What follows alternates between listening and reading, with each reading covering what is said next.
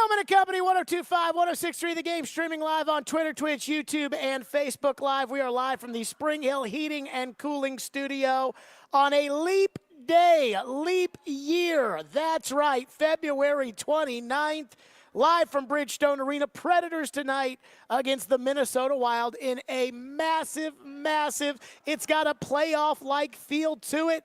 Ian is here today. Hello, Ian. What up, what up? So first, I want to get this out of the way. I'd love to give a shout-out to the fine kids that are visiting Bridgestone Arena today from Halls Middle School out in Knoxville. They are out here on their tour, and I told them I'd give them a shout-out. So I want to make sure to give them a shout-out. Now, we got a loaded show. Amy Adams Strunk will meet with will give her opening remarks of the new stadium, as well as Mayor Freddie O'Connell and Governor Bill Lee, and we will get to that when Amy and company get up there to give their opening remarks. But I want to start on tonight's Predators game because it's a biggie. I woke up this morning. I woke up super early this morning, probably around like 4 or 5 a.m., and I was trying to figure out, why am I up so early? And I think there's a chance, Ian, that part of the reason why I was up so early was because of tonight's massive game. You nervous? It's got a playoff feel to it. First of all, I'm always nervous. We all know that all the time. And so not only am I totally nervous all the time, but they've won 6 in a row. You're not supposed to win 6 games in a row in the NHL. You're not supposed to do it. So to make it 7 would be something special. And then it's John Hines and the Minnesota Wild. Now, here's how big tonight's Predators game is. According to MoneyPuck.com, which Max gets mad at me every time I use, but it's free at MoneyPuck.com, so we're going to keep using it. At MoneyPuck.com, a regulation win for the Predators would give them a 72% chance of making the playoffs. So, again, 72. We're talking 3 out of 4 here. If they lose tonight, they have a 55% chance of making the playoffs. So the difference is 72 or 55. That's almost a 20-point swing in one game. And it's because Minnesota is part of the crew that's behind you, that is trying to get up, that's trying to get into the playoff picture, and you're the second wild card, and you're right there with LA. So it is what it is. It's a big game. It's got a playoff feel to it for me. And, of course, who do they have to go through in order to get there? John Hines. Now, look, John Hines wasn't that bad of a coach when he was coach of the Predators. But he wasn't special, okay? He's a good man, and every single person I've talked to that works in this building swears up and down by the guy he was. You know, you talk to people around here about Barry, and they'll say, oh, Barry was great, and he was great for the city, and he was a great coach, and it's great to have him back. You talk to him about Laviolette, and it was, Laviolette could be hard at times, but he was a good coach. We won some games, but his time ran out. You talk to him here about John Hines, and it's like, whoa, I would do anything for John Hines. I would sell my car and give him my house if I had to for John Hines. That's how much the people love him. But he didn't win a lot when he was coach of the Predators. And tonight, it's time to knock his ass out, because that's what you're going to do if you beat Minnesota. Again, hockey's a long season. One game at this point doesn't necessarily mean it's, you're in, you're out one way or another. But according to MoneyPuck.com, a win gives Minnesota a 20% chance of making the playoffs. A loss gives them a 9% chance.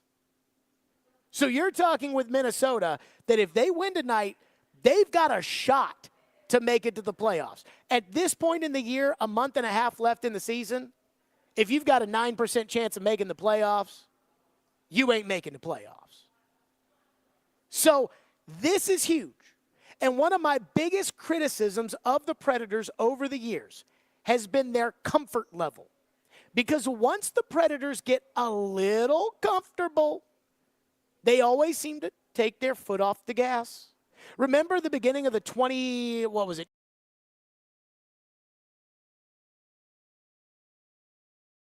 caliber team fell apart down the stretch. When the Predators are up against it, they give you their best effort, just like what happened Saturday at St. Louis after they got embarrassed 2 Thursdays ago against Dallas. So they've won 6 in a row, which means there's nothing for them to feel bad about. There's no urgency to win tonight, or at least I don't think there's an urgency to win tonight. But the best Predator teams are the ones, and the ones that are the most enjoyable to watch, are the ones that always seem to find ways to stay desperate for these kind of games throughout these kind of seasons.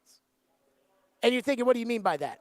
So in 2017, for instance, the Predators had a 2-0 lead on Chicago. They came back here to Bridgestone Arena. And I remember we were right here at Barrel House hosting Jared and the GM, and Sean Henry came by, and he wasn't ready to gloat yet because he knew that they were playing the Blackhawks, but I had said they'd get knocked out in 5 games, and he was like, it's not going to be 5 games now. And I said, he said to me, he goes, why can't you get on board now? I said, because Taves and Kane are too good. And he said, you're right. You know, like he knew, like, hey, those boys from Chicago, they got the skins on the wall. And the Predators played like that in that Game 3. I mean, they knew if they lost Game 3, Chicago was back in the series. They knew if they won Game 3, Chicago was done. And that's how that 2017 playoff run, that's how that felt. Every one of those games, they never felt comfortable. And the same could be said the next season in 18 when they felt like we have to get home ice in the playoffs to win the cup. And every game they took seriously that year. Then years later, it was like, okay, they dug themselves out of this hole. Now we can feel good. They got 100 points. They won the division. I think they finished like 8-2 in their last 10 games in 19, got comfortable, and smoked by Dallas in the playoffs. The Predators cannot get comfortable. The best Predators teams do not get comfortable. So will this team, after winning 6 in a row, will they get comfortable? Or will they be like these really enjoyable Predators teams and say, hey, we got a 75% chance to make the playoffs here. 7 in a row. Knock out Minnesota. Knock out John Hines. It's a playoff game tonight. And the kind of playoff game, I would say, it's not an elimination game. You know, it's not like, oh, if they lose this, they're done. We know that. Again, a loss in regulation, they have a 55% chance of making the playoffs. That's still better than not. But it kind of feels as if it's a Game 4 and you're up 2-1. And I know Minnesota's not a playoff team, at least on paper, they're not one right now. But it's a Game 4 with a 2-1 lead, where if you win and you're up 3-1, that series is over. And if you win tonight and you come out of here with a 72% chance of making the playoffs, and Minnesota walks out of here with a 9% chance of making the playoffs, it's probably over for them. And that's one of the contenders, St. Louis, Calgary. Maybe Seattle gets back into the mix. But they're one of the contenders for the wild card spot that you currently occupy. So tonight, it's a biggie.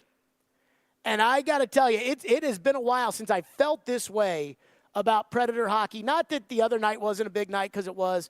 But I've always told you, Ian backed me up on this, that when I say, hey, it's a big game, I really mean it, because I don't do the it's a big game and then they lose and say, well, it wasn't that big of a game. No, I would agree.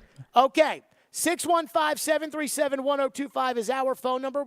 Coming up next, Amy Adams Strunk is expected to speak along with Governor Bill Lee and Mayor Freddie O'Connell at the groundbreaking at Nissan Stadium. We will take you live out there. Stillman and Company, 1025, 1063 The Game.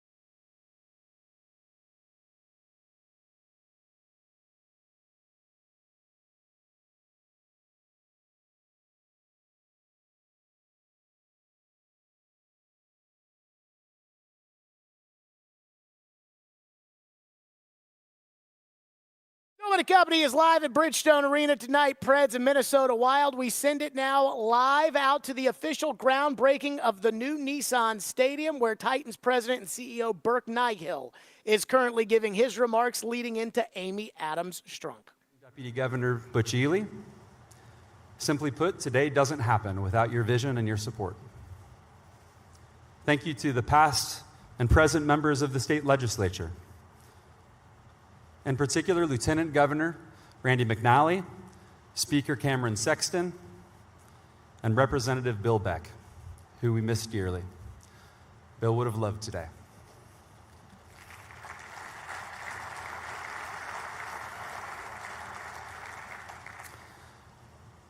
We're grateful for Nashville city officials.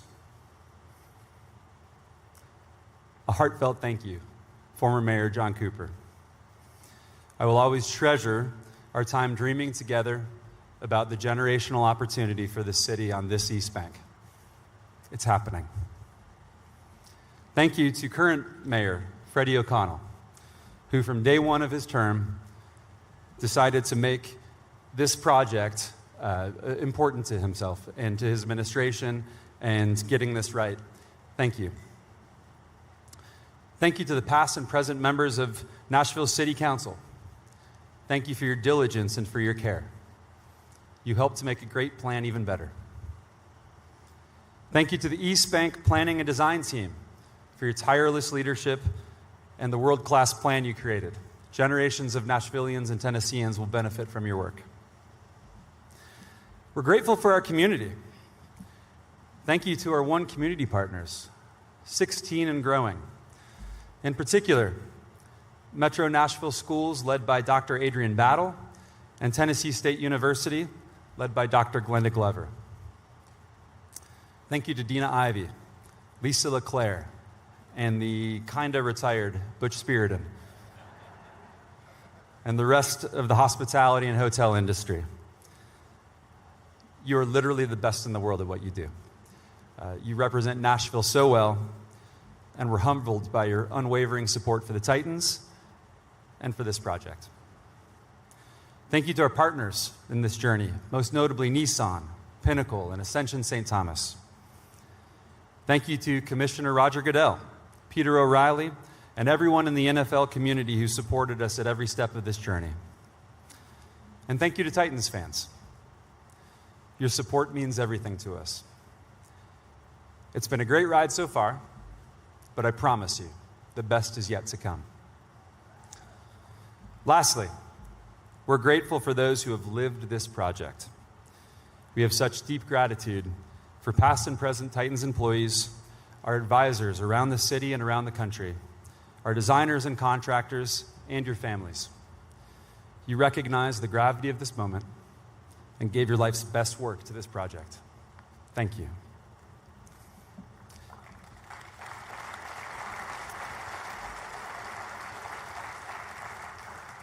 These individuals, these organizations, these communities, and many, many others, I'm sorry I don't have time to mention today, made today possible.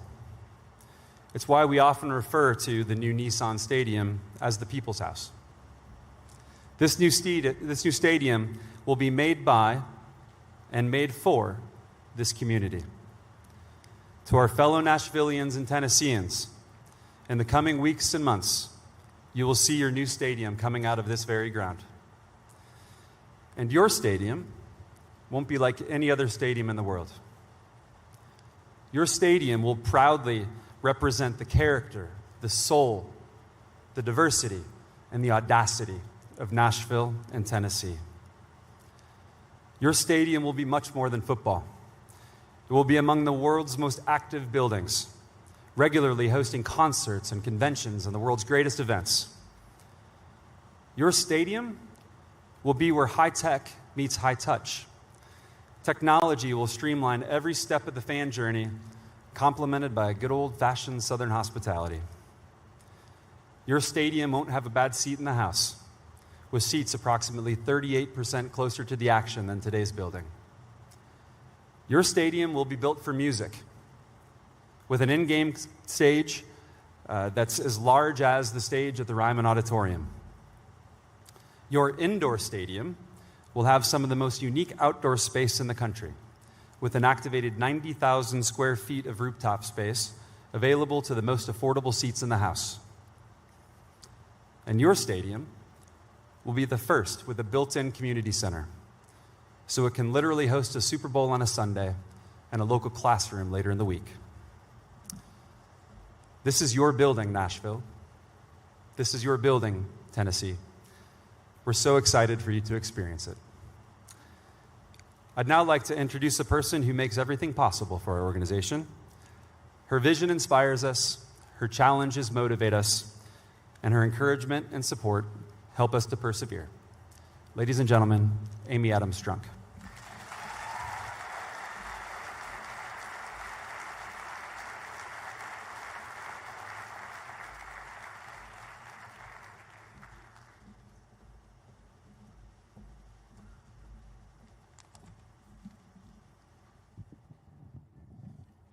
Hello, everyone.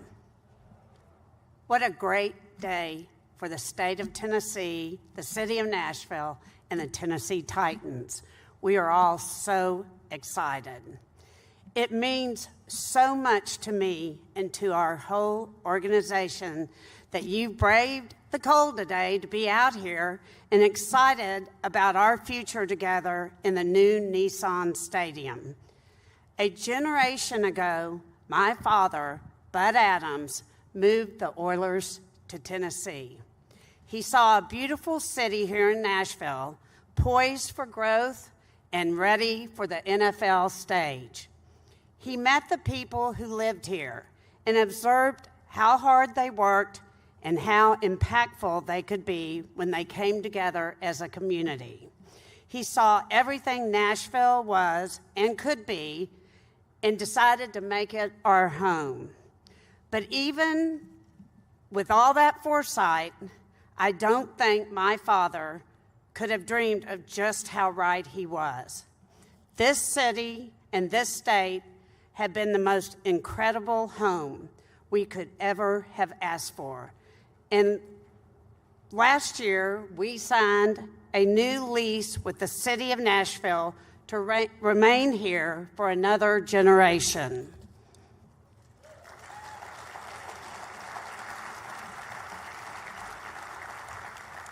I am confident that the new Nissan Stadium will be the most exciting and dynamic venue in the entire NFL.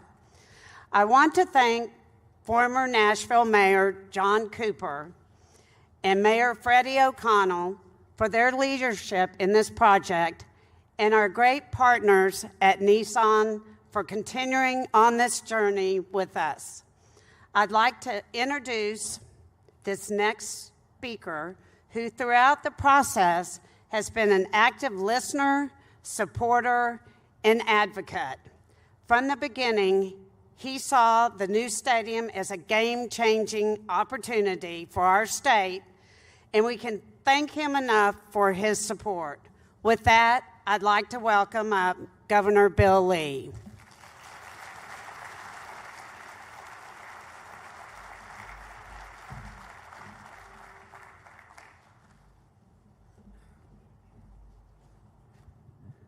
Thank you, Amy. This is truly a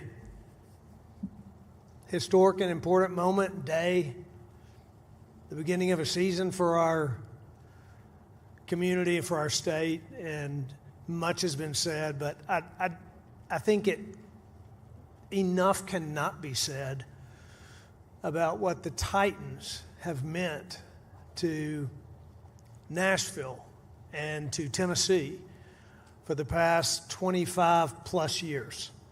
The impact that this organization has had on economic development, on opportunity for Tennesseans, on a quality of life that's made our state different than every other state in the country. The impact that it has had individually on most all of us. And Amy, you talked about a generation. My 7-year-old son and I went to the Vanderbilt Tennessee Oilers game in 1998. That 8-year-old kid went to the Music City Miracle and sat with my now 91-year-old mom, who watches every single Titans game Don't go to her house on Sunday afternoon. And when the Bills scored, my son turned to me and said, Dad, we lost the playoffs. And my mother looked at him and said, this game is not over. She called it. That 7, 8-year-old boy I went to a game with this year, and his 6-year-old son, my grandson. That generation has been raised on the excitement of what happens here on Sunday afternoon and the hope of what will happen in the next game in the next season. And you're right, Amy, you all have committed now to another generation of Tennesseans whose lives will be positively impacted, not just from a good, fun NFL football game, but from the opportunity that is created by what's happened right here in this community. But today is really not about the past, it's about the future. Coach Callahan, we're excited. Amy, Burke, the team, your new structured team, organizational team, we're excited. Mayor O'Connell, we're excited about the future of the partnership between the city and the state moving forward. I'm excited about the possibility of a Super Bowl or of the Volunteers playing the Final Four, not in Phoenix, but in Nashville. Or the idea of taking my grandson, that one I took to the game this year, to Monster Truck, or Maria and I going to a Garth Brooks concert in the middle of the rain, in January.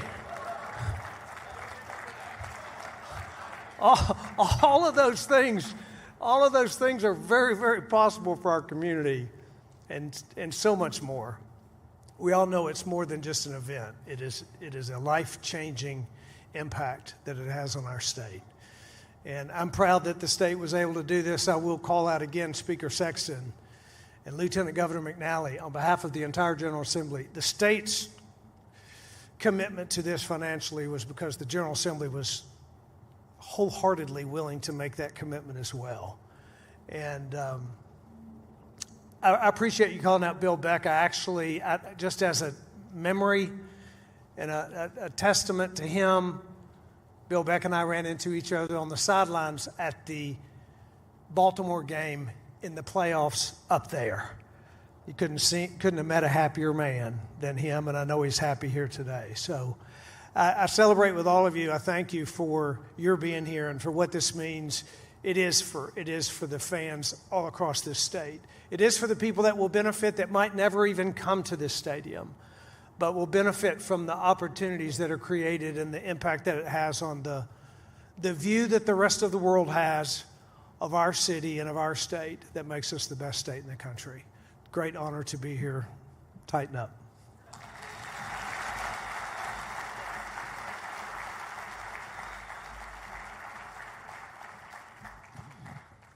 Nashville's mayor is actually from Nashville and understands better than most what professional sports and their venues have meant to Nashville. But he's also a person like... Stillman and Company, we are carrying the Titans groundbreaking of the new Nissan Stadium live right here on 102.5 The Game. Now Mayor Freddie O'Connell, who actually, as a council member at large, voted against the stadium and is now the mayor. He is about to take this stage. Are the ones that you cannot assign a dollar figure to. He gets all of that.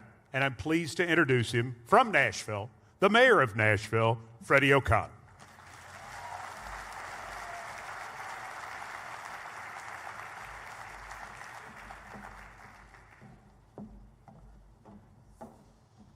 Thank you, Mike. Tighten up, everybody.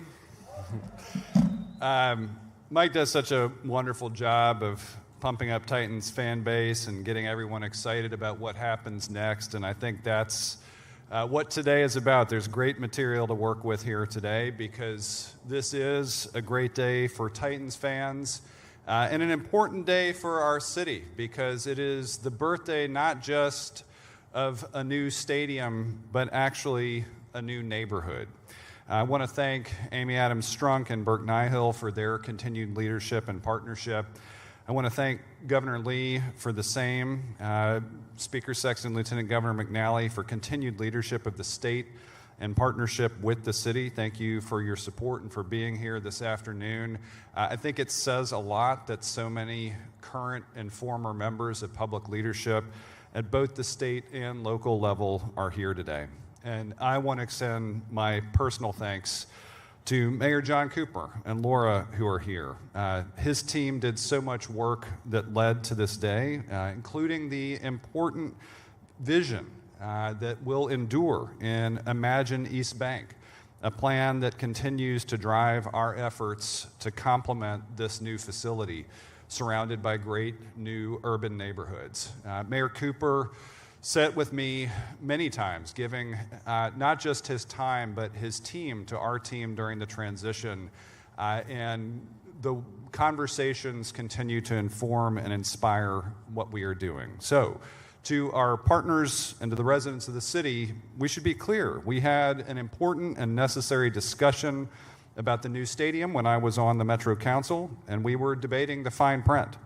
That discussion is done, and today, as mayor and as a Titans fan, I'm focused on what lies ahead and want you to know that we are bringing the same passion of that conversation into celebrating this moment, the Titans franchise, and the future of this neighborhood. So, if you are a football fan, get ready. A new and improved game day experience and reference standard stadium in the NFL is coming.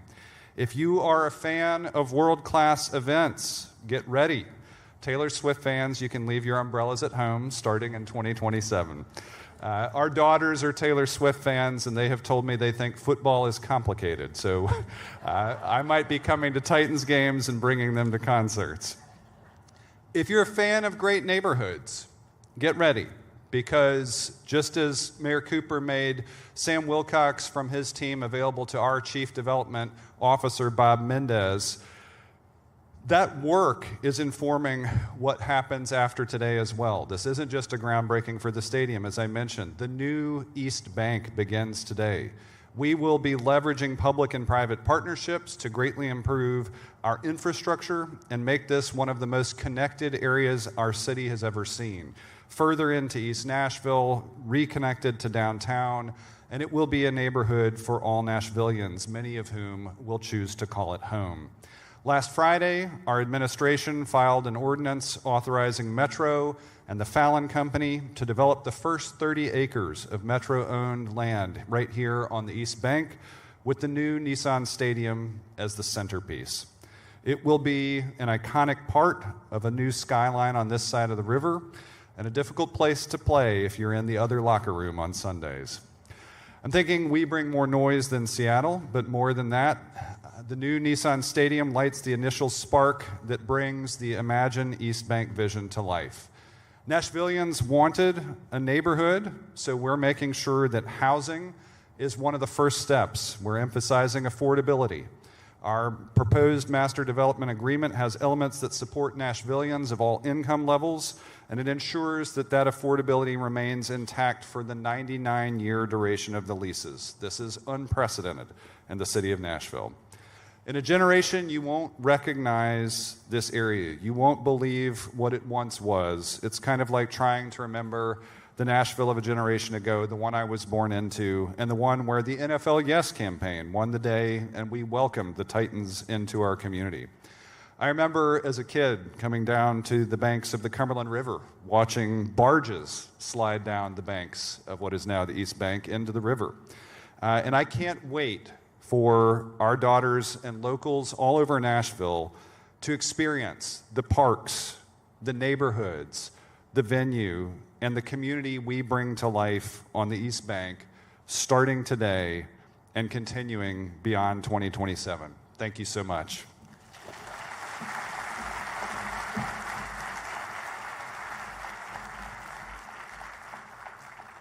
I have the pleasure of introducing back-to-back Nashville natives. Adolfo Birch III grew up here and became well-known at Father Ryan High School for his incredible academic achievements. Success followed him through college and law school, and when the Tennessee Titans were fortunate to get him back to Nashville, he was then a stalwart in the NFL office in New York City. He has come back to his native Nashville and quickly provided our organization with a deeper connection to our community in so many special ways. He is our Senior Vice President and Chief External and League Affairs Officer, Adolfo Birch III.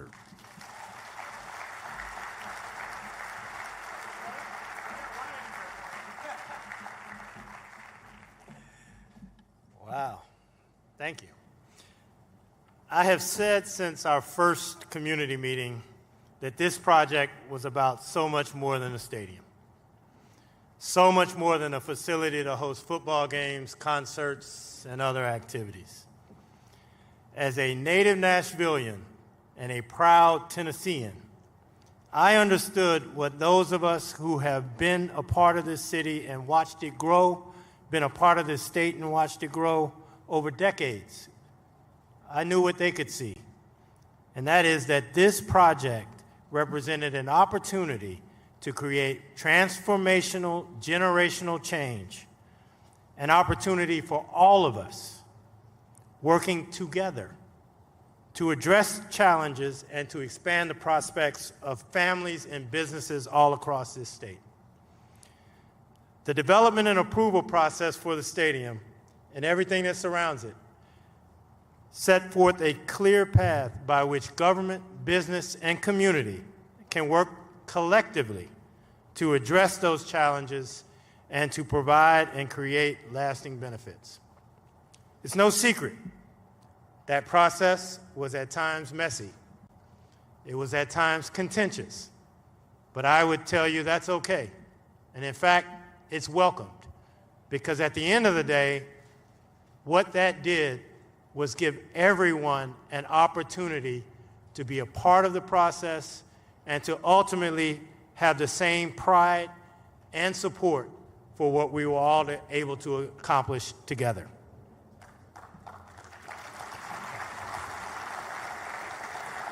In every way possible, we have tried to ensure broad participation with diverse perspectives. Our design team, led by Manica and TVS, comprises 24 different businesses, 9 of which are local, 13 of which are small, minority, or women-owned. And the construction side is being led by Tennessee Builders Alliance, a uniquely collaborative joint venture between Turner Construction, AECOM Hunt, and locally based firms ICF and Polk & Associates.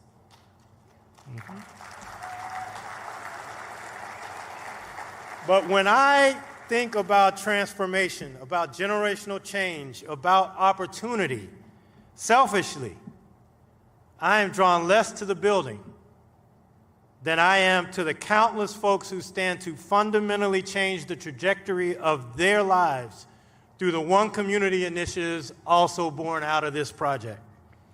Whether it's one of the more than 19,000 people who will help build and construct this stadium, including many who will sign up for workforce training through our on-site programs, or a small business owner who gets much needed access to capital through our First and Goal program with Citizens Bank.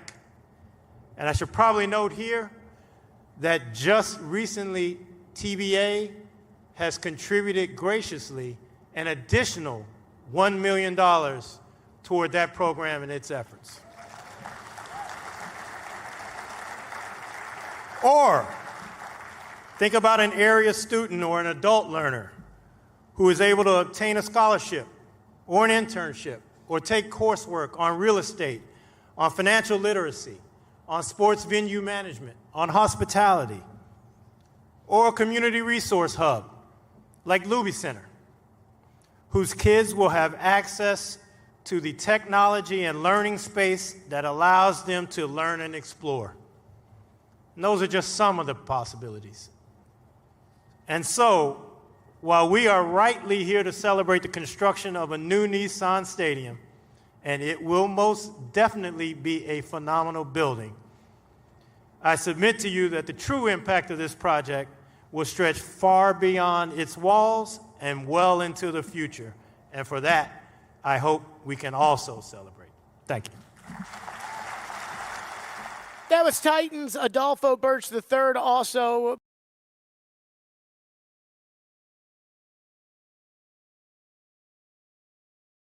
found on the new Nissan Stadium downtown. Again, we will have a brand spanking new stadium. Some of you actually have some thoughts on this at 615-737-1025.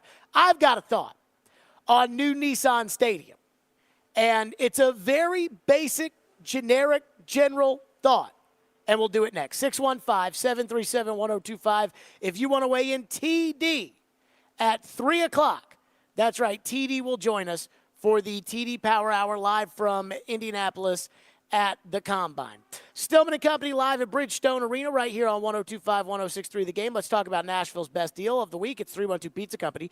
312 Pizza Company serves the best pizza in town as well as Chicago-style eats like Chicago dogs, Italian beef sandwiches, and more. Get half off a $30 gift card at 312 Pizza Company at thegamenashville.com/deals now while supplies last.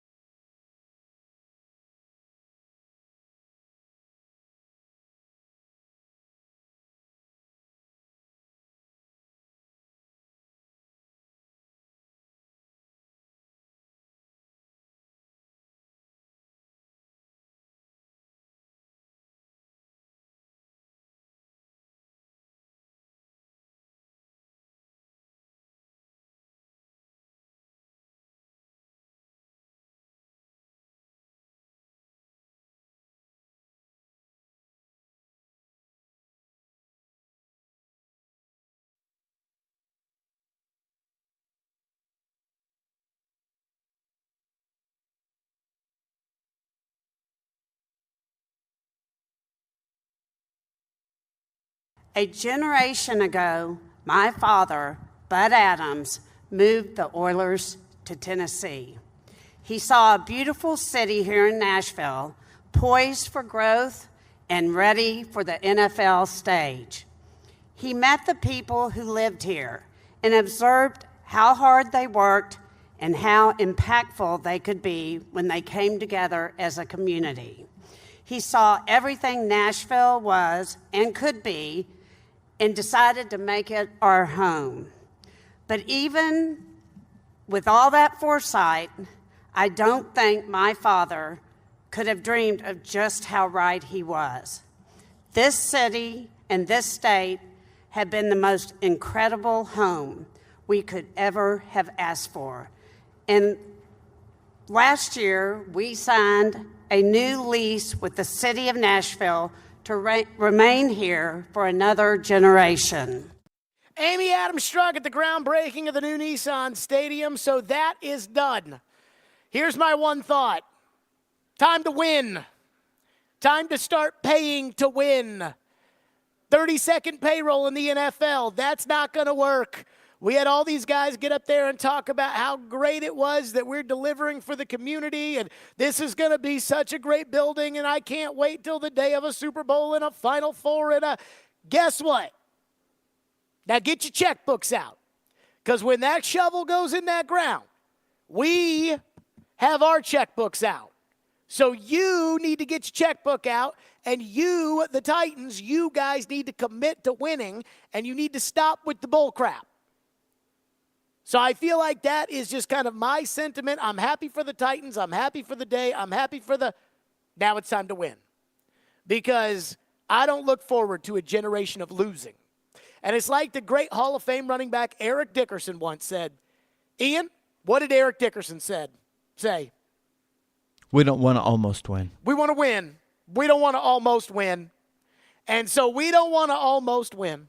615-737-1025. A lot of you are weighing in about the decision after hearing that, in which we heard from Burke Nihill, the team president and CEO, Amy Adams Strunk, the owner, the governor, the mayor, Adolfo Birch. Somebody texted in and said, here's a question. If Rand or Brian Callahan aren't speaking, what was the purpose of them leaving the combine? Another person texted in and said, I've been sitting on the decision to do this during the combine, and it goes back to if they tell us it's a new era and then they do things like this, how am I supposed to believe it's a new era? So I'm a little torn. Another one just texted in and said, glad we brought Rand and Brian Callahan home from the combine for that. So I'm a little torn on this when it comes to Rand and Brian Callahan not staying at the combine to talk to the offensive lineman. Now, word on the street is that last night the Titans were able to meet with a lot of the offensive line prospects. So, word on the street is 90% of the offensive line prospects were done in person with Rand and Brian Callahan or whatever. But the Senior Bowl decision, for instance, I can be more mad at the general manager and the team for that than I can be the combine. And you're going to say, wait a minute, Jared, hold on. Because trust me, I don't like the fact that I personally, you guys know, that when Dave McGinnis and Mike Keith and Rand Carthon were yucking it up on that podcast about how great of a decision it was for him to not go to the combine, you guys know that was directed at me. So when I'm getting finger wagged, and I love Mike and I love Dave, but when I'm getting finger wagged about how great it was that they didn't go to the Senior Bowl because they'll be at the combine, and then they're not at the combine, there's a part of me that gets pretty pissed off because I'm like, okay, so now are you just yanking my chain, or like what happened? On the other hand, I think about it like this, right? I think the quote in the Kaharski article about Brian Callahan not being able to be in Indy for those interviews was something like, well, that's just the way it is. And I remember when I first started working here, and quite frankly, it might have been the same day as the day that the right tackle story was told. I'm serious. And Floyd said to me, he goes, one of the rules in the NFL, and it doesn't matter who you are, and he said this includes Belichick, you have to kiss the owner's ass. He's like, there is no way around it. It does not matter who you are.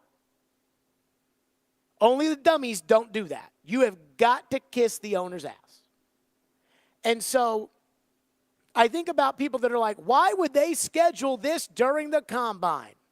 Well, in order to do this the right way, it had to fit in Governor Lee's schedule. It had to fit in Mayor Freddie O'Connell's schedule. They had Garth Brooks out there. I'm sure it had to fit in his schedule. I mean, this is a big freaking deal, okay? It's not that big of a deal to me, and it's probably not that big of a deal to you, but it is like a big ceremonial deal. And they can't rework the governor and the mayor and everybody else's schedules for the team if it's not a game, if it's just the combine we're talking about here.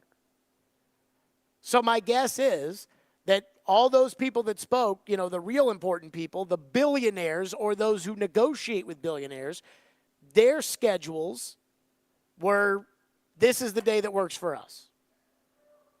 They probably went to the football people and said, all right, guys, it's February 29th. See you there. Oh, we're going to the combine, though, so we may not be able to. We'll see you there. And then you got to go. So, I was finger wagged about the Senior Bowl. This one, I almost feel like it's out of their control. And the other thing, too, at least for me, is that I think back to the idea, again, we're talking about the finger wagging and everything else, but the idea of, well, Rand had to be here to help with the coaching staff. Guys, players are more important than coaches. That's why whenever I hear the Titans say something like, well, we, got this guy and, we want this guy to fit this coach with those coaches will be gone, right? Like if you draft the defensive player 38 overall, then Denard Wilson turns the defense around, he's gone. And a new coach comes in. Well, then, do you have to get rid of all the players that you acquired for Denard Wilson? You know the answer to that. So I think that's bullcrap when the Titans tell us, oh, hey, we needed to work on the coaching staff, and that's why we didn't go to the Senior Bowl. You can do those interviews at the Senior Bowl. That's how they were done for eons. So, look, I don't like it. I wish they were at the Senior Bowl. I hate the idea that the Titans are giving us something else to be like, oh, why aren't you there at the Combine? But I'm not going to hold this against the general manager and the coach. I'm just not going to. And, again, word on the street is they got 90% of the offensive line interviews out of the way anyways. 615-737-1025. And on top of it, they're able to be, connected with these guys on Zoom. And, again, Zoom is not perfect and virtual stuff's not perfect. But, I'll just be honest with you guys. I think I've talked about this. I'm in therapy. I do it virtually. I'm on, virtual thing. And it works, okay? So you can meet virtually. It's fine. So between that and the fact that those guys probably didn't have a choice and the fact, I'm not going to hold that against them. TD, he's at the Combine, though. 615-737-1025. TD will join us next. What is TD hearing? We'll do that next. Stillman & Company, 1025, 1063 The Game.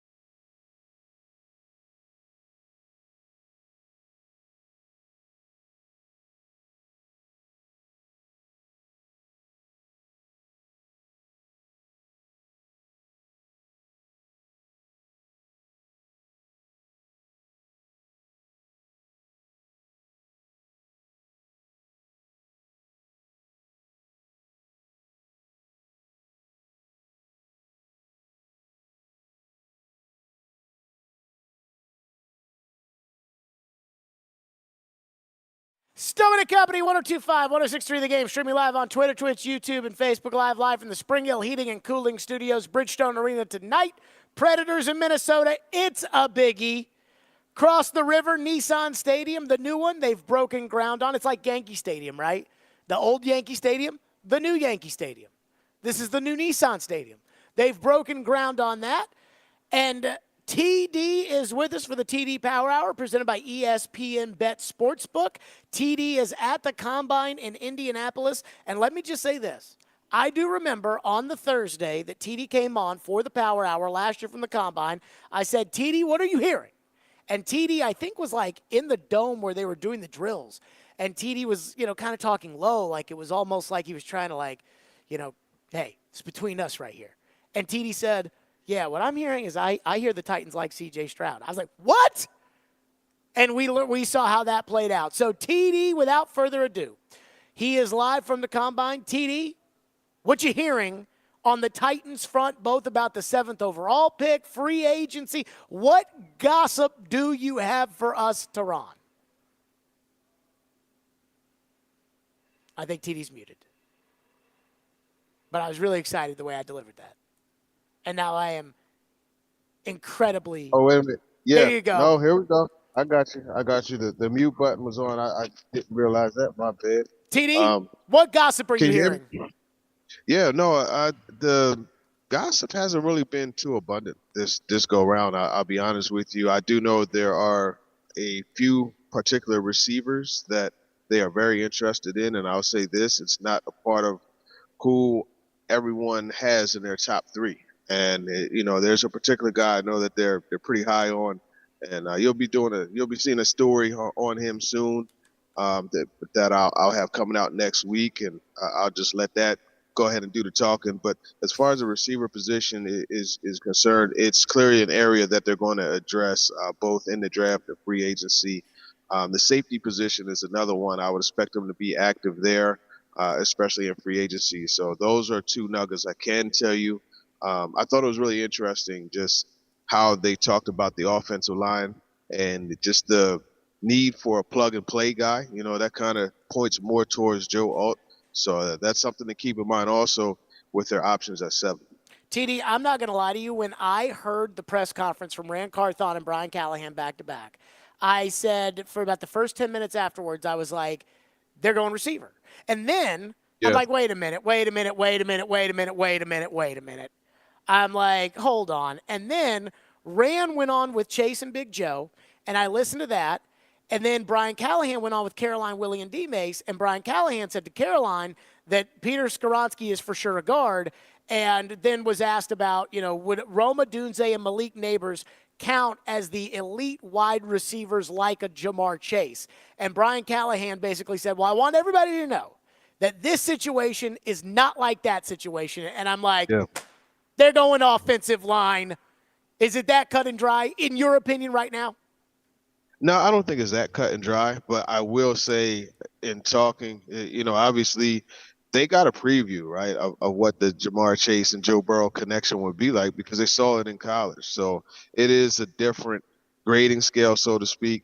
But I do know that, you look at Keon Coleman, Florida State. He's a guy I would keep an eye on. I don't think at 7, but I think, in that bottom half of the first round, or kind of at the top of the second, if he should be there. The Chiefs at 32, the 49ers at 31. Like, those are areas where I could see there being a possibility that they go get him if he's not there. But, that's not coming from the team itself. It's coming from other, people that I've spoken to out here. So don't be surprised there. But, yeah, I mean, offensive line early, if Fashanu or Joe Alt are there, I would imagine they would be the pick. And you are right as far as the viewing Neighbors, Odunze as elite, like super elite. And that's not to say that they don't think that they're good players, but Jamar Chase is super elite. He himself is probably the best. I think he's a better prospect than Marvin Harrison Jr. So, that just kind of speaks to where a lot of people are with him, when you talk about Odunze and Neighbors. Well, and to that point, that LSU team, I think, is the best college team that I've seen since I've been an adult. Like, I'm not sure, the Miami Hurricane teams when I was a kid were off the freaking charts. But I would say that LSU team's probably one of the best teams I've ever seen.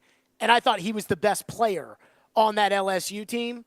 And I don't even think Malik Neighbors is the best player on this LSU team. Not that that's exactly, an exact thing. But with that, TD, I do want your opinion of this because a lot of people are a lot more mad about this than I am. Brian Callahan and Rand Carthon left the combine to go back to the groundbreaking of the new Nissan Stadium. And a lot of people, I think, are upset about it because, Rand said keep the main thing, and this is not a football thing. This is a, dog and pony show, take some pictures, shake some hands. And I'm just under the impression of this. If the owner says you got to do it, then you got to do it. And if it's important to the owner, then it's important to the owner. And so I think this is beyond their control. But after we played the press conference of the mayor and the governor and the owner and everything else, the fans are like, Rand and Brian Callahan they left the combine for that? And I don't have that big of a problem with it. What do you think? Yeah, I think it's interesting that they left for that, but I mean, I would imagine they'll be coming back. And also, you got to remember, you still got Chad Brinker here. Anthony Robinson is here. They have a nice contingent of high-ranking personnel folks here too. I would be surprised if they missed the rest of the combine because I mean they could very well. It's not that long of a flight, right? They could very well fire the jet up and come right back here for everything that goes on tomorrow and Saturday through Sunday. Well, the word on the street, just from what I heard, the reason that people are mad is because apparently today is the day that they can meet with the offensive line prospects in person. And Rand and Brian Callahan and Chad Brinker are going to do it via Zoom, where Anthony Robinson, I guess, is going to be leading the room with the scouts. And Yeah. for me, like, Zoom is not nothing, right? Like, I'd rather it be in person, but it's Zoom. And again, it's like Floyd's daughter-in-law texted me, and she's like, Floyd would have never left the combine. And I'm like, if Bud Adams said, I want you to leave the combine, he would have left the combine. And so I think this is more of like a owner thing than it is a GM coach decision. Yeah, it probably is. I mean, I would imagine as a GM and as a coach, they would want to be here for this and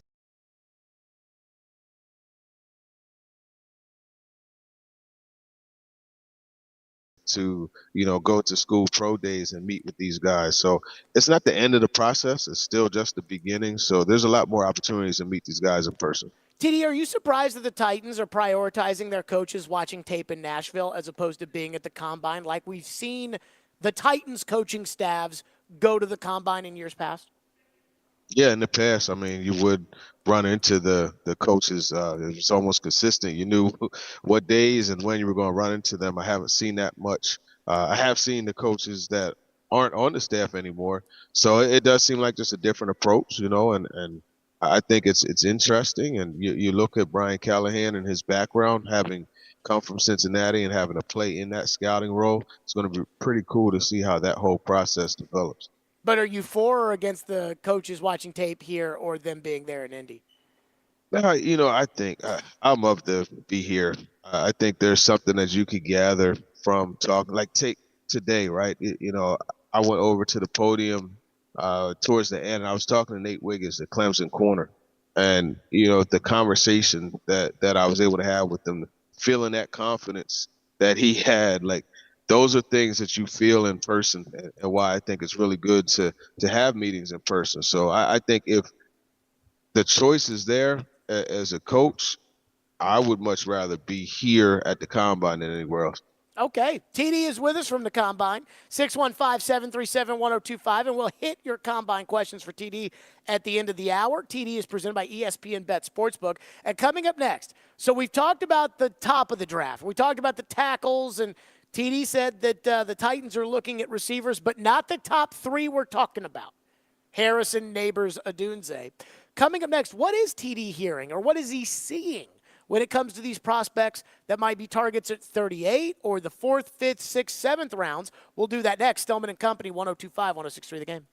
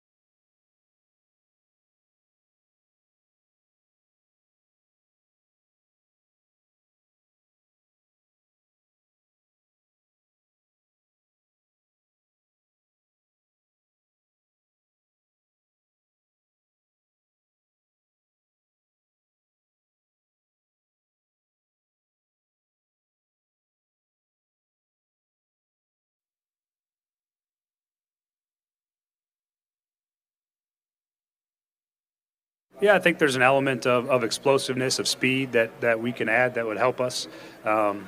This is a really fun class of players, really from the top part of the class all the way down to the bottom. There's going to be good receivers. I think you'll find that'll come off the board in the second, third, and fourth rounds that I think will be contributors for some teams. So it's a deep class. There's really a lot of variations of player. There's guys that are good with the ball in their hands. There's guys that are really fast. There's guys that are big and strong. So there's a good mix of talent that fits. And when you're building the receiver room, you're trying to collect a little bit of all of those things. And so it's a fun class to evaluate, and hopefully we can find a couple guys that fit us. Okay, TD, that was Brian Callahan talking about receivers, not just in the first round. We've talked about the big three. Well, we really talked about two of the big three because we don't talk about Marvin Harrison. But Malik Neighbors, Rome Odunze, you say, hey, the Titans are looking at receivers, and it's not the big three. And Brian Callahan saying, hey, hopefully we can get a couple of these guys. What do we think of the prospects that you've interacted with or that you've seen so far at the Combine that could be on the Titans' radar that aren't the top prospects that we've been talking about ad nauseum? Yeah, I haven't gotten to meet with too many of the receivers yet. They're going to be speaking tomorrow, but just in going back to the Senior Bowl experience, I know Xavier Legette is a guy that I've talked a lot about. He's a big physical receiver, pretty nice at the line of scrimmage. He's a contested catcher. He gets you yards after the catch. I think at 38, he's someone that I think will be in the mix. You look at Roman Wilson out of Michigan, very vertical. He's a guy that will go up and attack the ball. He's someone that runs precise routes. He was kind of hidden in that run-first offense there at Michigan, so that's another guy. Malachi Corley, right there in the backyard, Western Kentucky. They like to get, those guys that could score touchdowns, and Corley could do that. So you have them. I purposely didn't mention A.D. Mitchell. I didn't mention, Brian Thomas Jr. because these are guys that are going to probably be gone by the time the Titans pick at 38. They'll have to move up, just like I said for a guy like Keon Coleman. But I'll say this, A.D. Mitchell, from what I understand, is going to work out really, really well. His explosiveness numbers, from what I've been told, have been out of this world. So I expect to see some fireworks on Saturday, but you could go even deeper in this class, and you talk about guys who run really good routes. UCF has a guy, Javon Baker, that's a really good receiver. He's a playmaker. He gets vertical. There's a lot of receivers later that you could get. And I know, I'll have a little bit better idea tomorrow as far as who the Titans are targeting, in those later rounds. But those are some that just, for me, looking at how things fit, they will work well for them. What about the other positions, TD, that, again, we keep talking about Rome Odunze and Malik Neighbors and Joe Alt and Olu Fashanu, and we keep talking about those guys. But, I mean, the Titans, that guy they take in the fourth round, that might be Amani Hooker. And the guy that they take in the sixth round might end up being David Long Jr. And so I do wonder, this isn't just the Combine for the top players. This is the Combine for all the players. What have you kind of gathered so far just from what you've seen or who you've heard from or what maybe you've heard some other coaches talk about? Yeah, I tell you, Cam Hart is a guy that I consistently see rising. And a lot of times, when I'm talking to these scouts, they What they love position him. and where from? Okay, Cam Hart is from Notre Dame. He's a cornerback. I would suggest going to watch the Ohio State game. Actually, on my Twitter or X, whatever you want to call it, I posted a video where I was talking to him about that game. I mean, Marvin Harrison, 3 receptions, 32 yards. You look at how he is, at 6'2", 6'3", in that area, natural footwork and movement skills like a smaller DB. And he's someone that, for whatever reason, they got him there in the fourth round. That's where the projections are looking. So he would be ideal. You have a guy like that. I think, there's a lot of guys that you look at depending on the position. I mean, there's like a guy, Cedric Johnson, out of Ole Miss. He's an edge guy, and he's, I don't want to say a raw prospect, but the physical traits are there. He only has 6.5 sacks this past year, but I mean, he's a guy that is definitely capable of improving. And I'm watching him right now actually run the hoop. Because we're in here in the dome watching these guys. So there's an abundance of players, man, at that fourth round that they could get. You look at the safeties. Malik Mustafa out of Wake Forest is another one, just a nice rocked up safety with some range. You got him. That fourth round is going to be a good area to get. A player, as you said, that could be Amani Hooker. Who they got in that area as well. Have there been any guys, because we know the Titans are, unfortunately, I mean, I guess it's better than not having them, but the Titans are loaded up with picks late, day 3 picks specifically in this draft. Are there any guys that maybe you've kept an eye on between the Senior Bowl and now at the Combine that could be in what might be a watered down day 3 compared to other years that could be, hey, let's keep an eye on this guy. This guy might have some potential here, might be Yeah. good for corner depth or, whatever position. Yeah, I'll give you two guys. Johnny Dixon is one. Going into the Senior Bowl, I really wanted to see what he could do. He had a hip injury and wasn't able to practice half of Wednesday and Thursday. He's not going to work out here, but What you go back and position? watch the 10. He's a cornerback for Penn State. A lot of people, talk about Colin King, but he, in my opinion, was the better of the two. He's a guy who could play nickel on the outside. You could blitz him. He will make plays against the run. He's one. Now, this guy right here from Florida State, though, his name is Jarian Jones. He's he's one of those players I could see him matching, Denard Wilson's energy very much so. He's a nickel corner out of Florida State. You go back, you watch the LSU game, and he had that week, or just like going into that game, he found out that he was switching over to nickel, and he made the transition smoothly and ended up being one of the best nickel corners in this draft class. Now, for whatever reason, there are questions about his athleticism. Again, go back and watch the LSU tape. I talked to him about, some of the receivers he faced in practice every day. He loved the matchups with Keon Coleman. So he's another one. I mean, there's a lot of, you look at tight end wise, right? Jaheim Bell right there with the Florida State Seminoles as well. He's one of those tight ends that gets you a lot of yards after the catch. He's a matchup problem. So you have that. I mean, there's an abundance of positions, that you could go on day 3. You could get somebody that could be an impact player, situational, or even, eventually earn a starting job. TD is with us, and I want to make sure that we get enough time at the end of the hour for the questions with TD at 615-737-1025. So then when it comes to testing, because that's what we will see here with the top prospects and with the Titans, what does TD want to see? What is he focused on? Who could rise? Who could fall? We'll do that next with TD, who again is live at the Combine presented by ESPN Bet Sportsbook. Let's talk about Window Nation. That's right, Window Nation is online at windownation.com. I've told you guys, hey, everybody was feeling great when it was 70 for about a week and a half. Then all of a sudden it dropped, and it's cold outside. And if you've got bad windows, you'll know, because you're going to feel that draft coming into your house. You're going to be cranking up the heat. Your energy bills are going to be rising. You don't want that. Neither do I. And neither does Window Nation, which is what's great about Window Nation is they're the guys who can solve that for you. And they've got so many different options because they are the leading expert in window replacement. And they came out to my home and they looked at the window. They went all around the house and they were like, hey, your windows are good. And that gives me faith that when they show up at your house, that they won't try to sell you something you don't need. They're the best. That's Window Nation. And not only can they take great care of your home and save you on your energy costs, but they can also save you. Because if you replace your windows now, you'll save big with 50% off all window styles. 0 down, 0 interest, no payments for 24 months. With proven quality and service, it is no wonder why thousands have trusted Window Nation. And with my experience with them, that's why I trust them. Don't miss out. Call 866-90-NATION or visit windownation.com. And again, that's 0 down, 0 interest, no payments for 24 months, 50% off, and after all of that, for the rest of the month, one day, add another 10%. That's right. Go ahead. Just add another 10%. Thanks to me. Don't miss out. 866-90-NATION, windownation.com.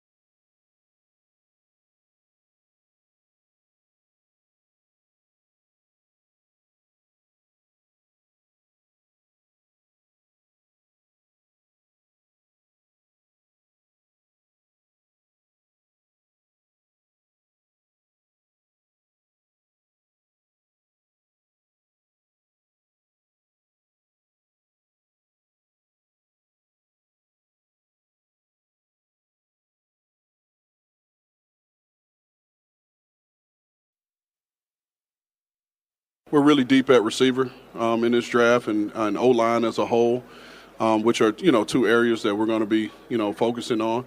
But it's a really deep class, a lot of talented young men, and we're looking forward to meeting with them throughout this process. That was Rand saying, hey, deep at receiver, deep at offensive line. TD, you're at the Combine.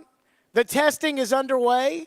They like to call it the Underwear Olympics. I used to say, oh, it's not that big of a deal. Then I worked with Floyd, who was like, it's a huge deal how these guys test at the Combine. So, with that being said, when it comes to the 7th pick, and I know you said the Titans aren't circling Odunze and Neighbors as much as we're probably talking about them, but what is important when it comes to the testing this week for those top prospects the Titans might be considering? Well, I think the main thing that's going to be important is just the explosiveness aspect. That's something that the Titans have to add. Obviously, offensive linemen, when you say explosiveness, you're talking about, the ability to get out and make those blocks that are going to lead to the touchdowns that they want to be scored. So it's different for different positions, of course. You look at some of these guys, and watching them run the hoop drill and the change of direction, you want these defensive ends or outside backers that could get to the quarterback, right? Turn that corner and make the sack or force the fumble. So it's all about finding explosiveness. I think that's the main thing this team really lacks, explosiveness and speed. And, there's areas where you could gain that in all positions. TD, when it comes to the two tackles, Fashanu and Alt, do we know what they're going to do at the Combine as far as the testing is concerned? And what do you think is important to Brian Callahan? Because, I've heard like different podcasts with different general managers, ex-general managers, and draft gurus. And some guys love Joe Alt. Some guys love Olu Fashanu. Some guys love them both. But there is, there's a very Coke and Pepsi element to this where, some people think even if Alt's on the board, you should take Fashanu anyways. So when it comes to the testing that could separate these guys, what do you think could matter there for them?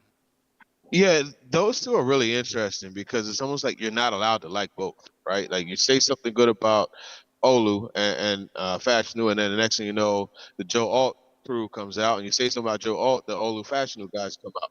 So it's just one of those things where I think, you have one guy who is plug and play. He has a very high floor, and that okay, if I get this guy, I'm pretty much getting a guy that I can put in and expect to be a starter, a quality Pro Bowl level starter right away. And I think that's what you have in Joe Alt. The beauty of all this, and we've discussed this over the last 3 to 4 weeks, is you have Bill Callahan, who's known to be able to develop and get the most out of talent. So that being said, when you have a guy like Fashion who is so athletic, and that's not to say Alt isn't, because every time I say it, Fashion was athletic, people say, oh, well, so is Alt. Yeah, he is. Absolutely. See, here's the thing. Fashion was still, he's younger. He's a young prospect. He's only 20 years old. This is a guy that you could take and really add on to his game. I think he has a higher ceiling. And it's one of those things where, higher risk, higher reward potential. And I think that's how you look at it with the Fashion. What weirds me out about the Titans deciding to leave the coaches at home is, one, Brian Callahan comes from a place in Cincinnati where they didn't have a very deep scouting staff. And, the coaches got in on the ground level. The second reason is Bill Callahan. By leaving the coaching staff at home, they're leaving Bill Callahan at home. And I know Bill can watch all the tape of how they test and everything else. But I look at the top of the drafts over the last couple of years in terms of offensive linemen. And I use the Giants as an example, right? Andrew Thomas, good left tackle, very good left tackle. Evan Neal, not so great at right tackle. And I think about, he was a very, very high pick. Ike Ekwonu, we saw him, TD, when the Panthers played the Titans. And Not good. Jalen Duncan might honestly be better than him, and he was taken like 4th overall. And the reason I bring this up is because I feel like some of this is nature versus nurture, where had Ike Ekwonu been drafted to a team that had Bill Callahan coaching him, maybe he'd be a much, much, much better left tackle. But at the same time, I'm also worried that we think that sometimes these offensive line prospects are slam dunks, and they bust out just like the other positions. Yeah, and that's the thing. You look back to Robert Gallery coming out of Iowa. I remember him, and one he pick was, I before believe, Larry number 2. Fitzgerald. Yeah, like everybody was, oh, this guy's going to be the truth, and it didn't really pan out fully. So, you have other guys like Jason Peters, who was an undrafted free agent, converted tight end, and he's going to be in the Hall of Fame, first ballot. You know what I mean? So it's just hard to tell. I think situation matters a lot, and that's something you have to consider, right? And that's why it is important, in my opinion, to meet these guys, because you could get their makeup. And one of the things, I know their drafts weren't always successful, but one of the things that Mike Vrabel and John Robinson and the crew, they always, hey, you gotta love ball, right? And I think just there's something to feeling that guy's presence. I definitely I'm with you. With Brian Callahan having that scouting background, by force, right, in Cincinnati, I'm surprised that the coaches aren't here. It's a different way of doing things. It's a part of, I guess the modernization approach that they're taking, and maybe there's more of a reliance upon analytics. I don't know, but it's going to be cool watching how successful this draft class is over the next few years.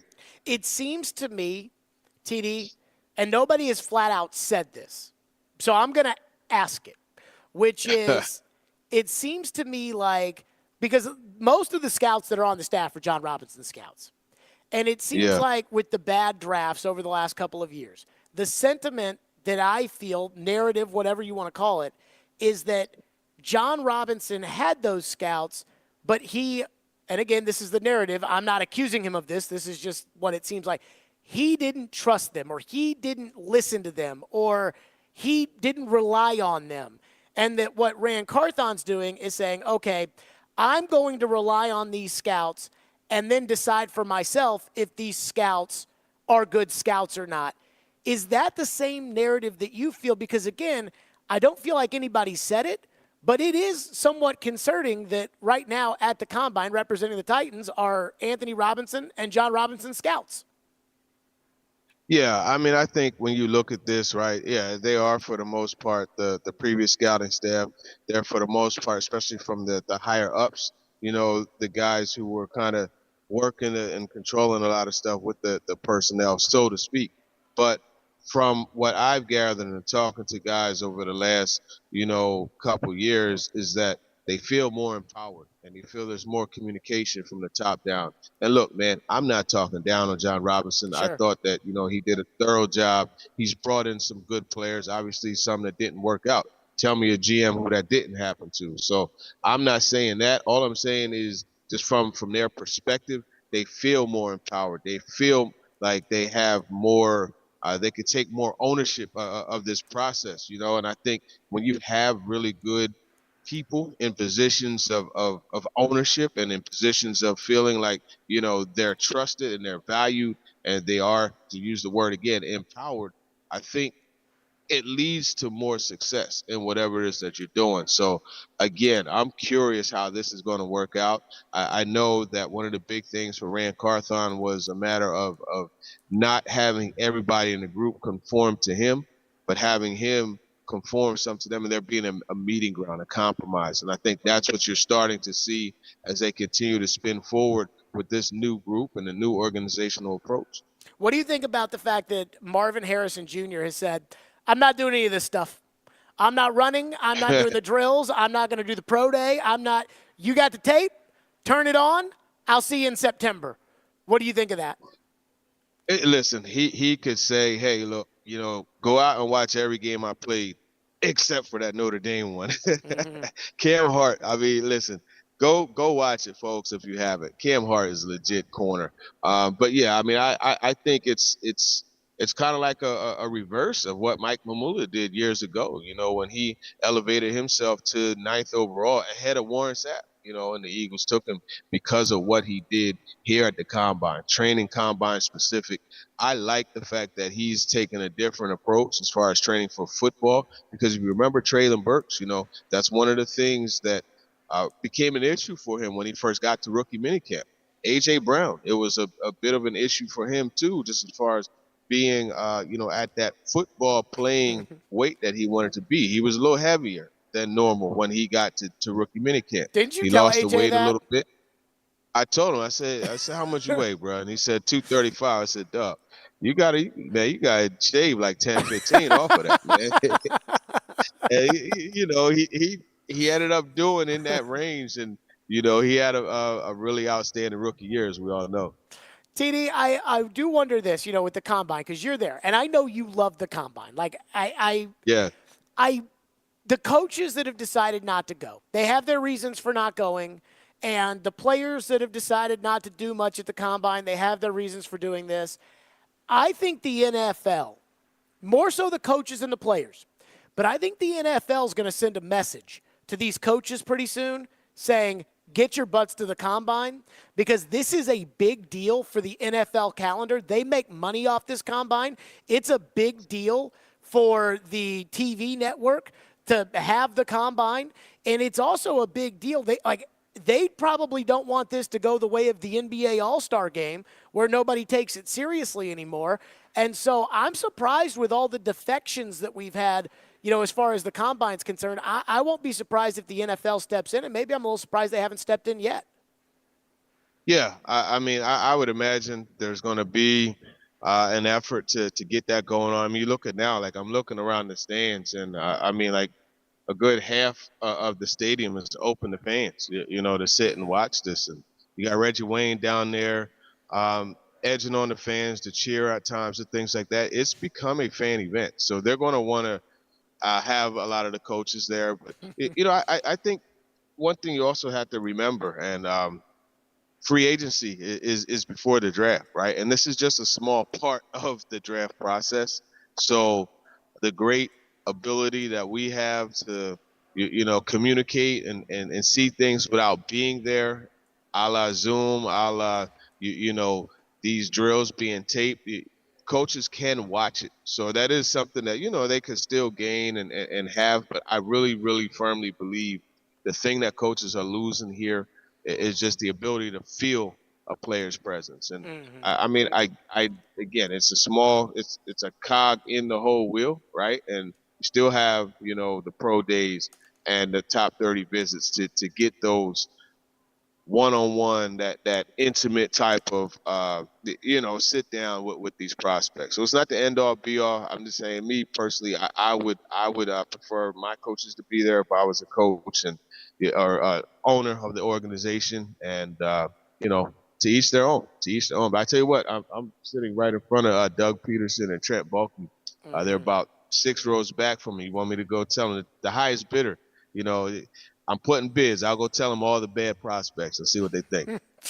That's wonderful. TD's with us here on the program. TD's live from Indy. All right, we're to your phones next for TD right away. 615-737-1025. Your questions for TD live from the Combine. TD presented by ESPN Bet Sportsbook. Stillman and Company, 1025, 1063 The Game.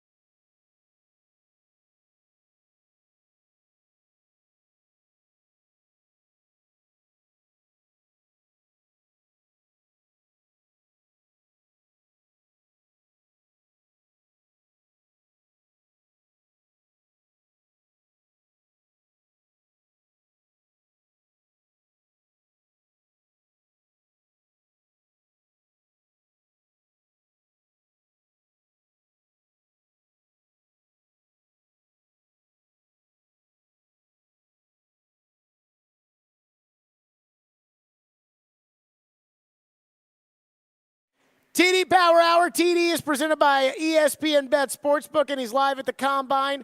TD, do you have a thought, or do you want to get right to the people? Let's get to the people. By the way, I'd like to state for the record, because I know you weren't listening this week, TD, because you were at the Combine in Indianapolis. But, Ian, I want you to back me up on this.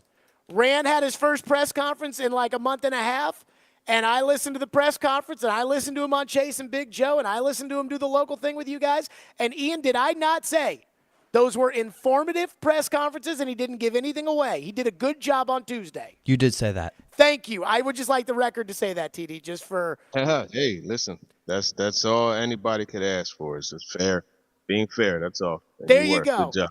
Texter says, Cameron says, in our phone line driven by WilsonCountyHunter.com, TD, if the Titans are going to use such elite draft capital on a position that has, I don't agree with this, but he said it, has extremely diminished rates of return after you get an above-average player at tackle, the Titans absolutely should not take a developmental player with potential. That guy should walk in as a Pro Bowler. Thus, I don't want Fashanu at 7. Here's the thing that I think is lost in all of this. The excitement about Fashanu is he's really, really good now.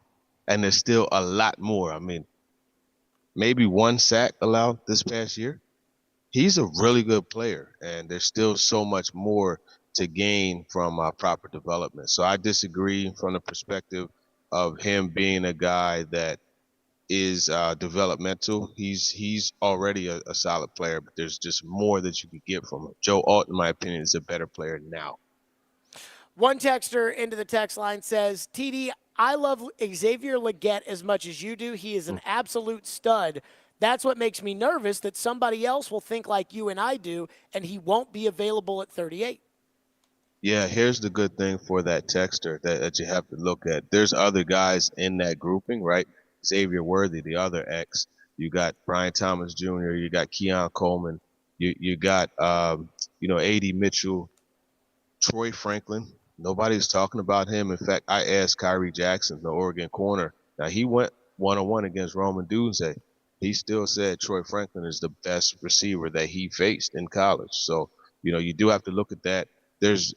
All I'm trying to say is there's a group of like 5 to 7 guys that are so similar as far as that back end of the first round to the top end of the second. And there's only so many picks that could be made there. And I think, that bodes well for the Titans. One texter says, TD, I don't know if you had time to look at the NFLPA's report cards that were issued by teams. The Titans were rather average. Do you think that players look at those and that could affect the Titans' ability to attract free agents?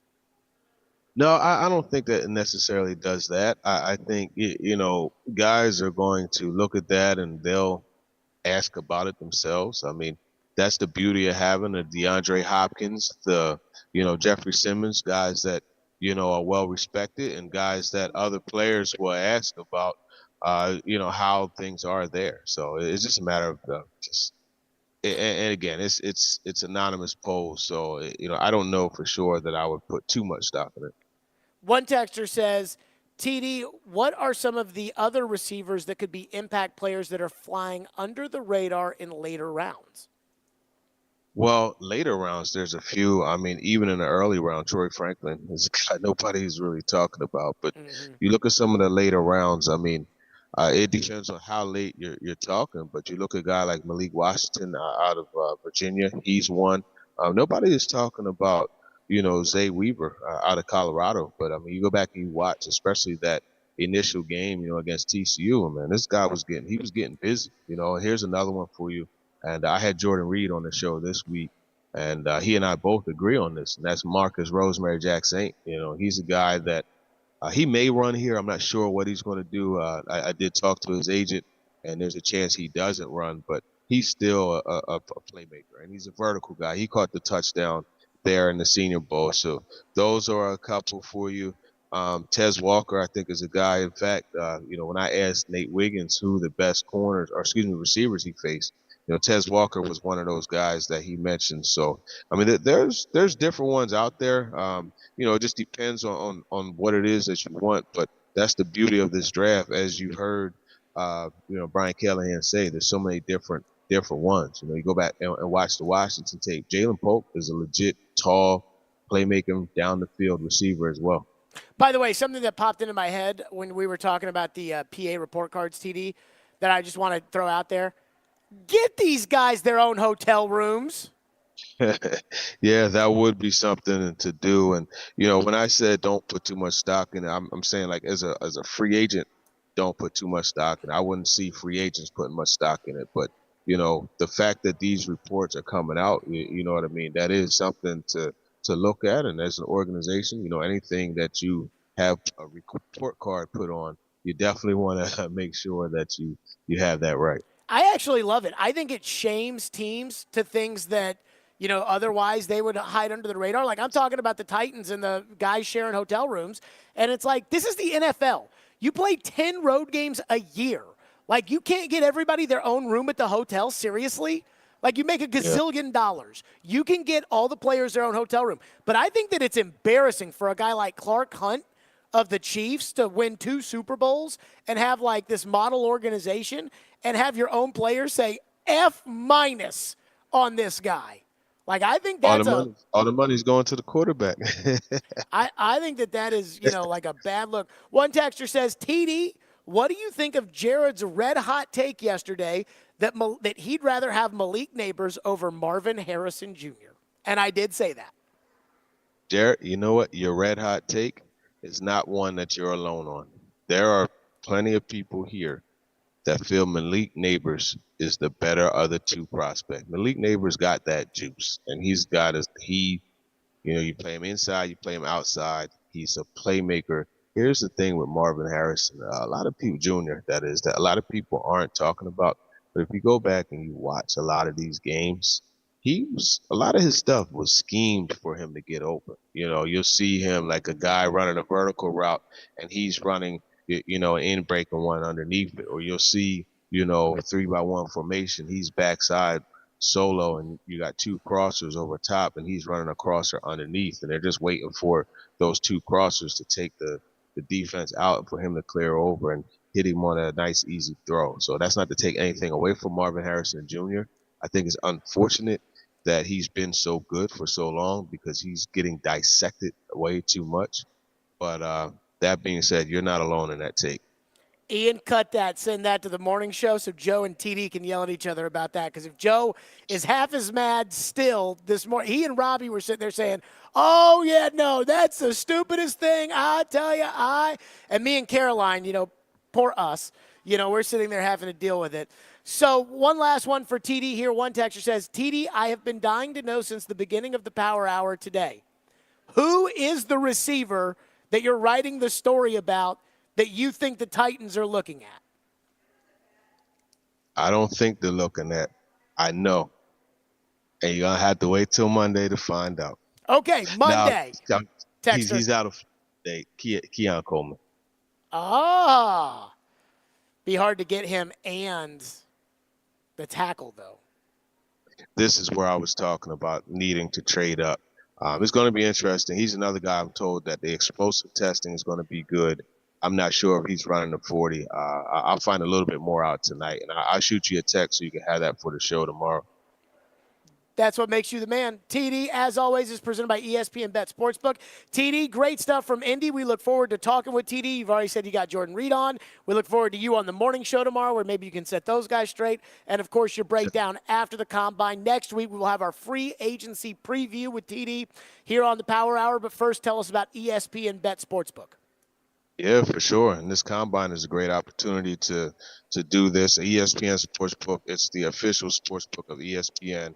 ESPN Bet is what it's called, and it's the only place you can find daily exclusives and offers for your favorite ESPN personalities or shows. You can sign up today as a new user. You get $100 in bonus bets for making any sportsbook bet. You can find all your favorite markets and bets like in-game wagering, cross-sport parlays, teasers, and all the props. Hence, 40 times here that you can handle. That's ESPN Bet. Download today. What a play. You have to be 21 or older and in Tennessee. For gambling problems, support, or anything like that, call or text the TN Red Line, 800-889-9789.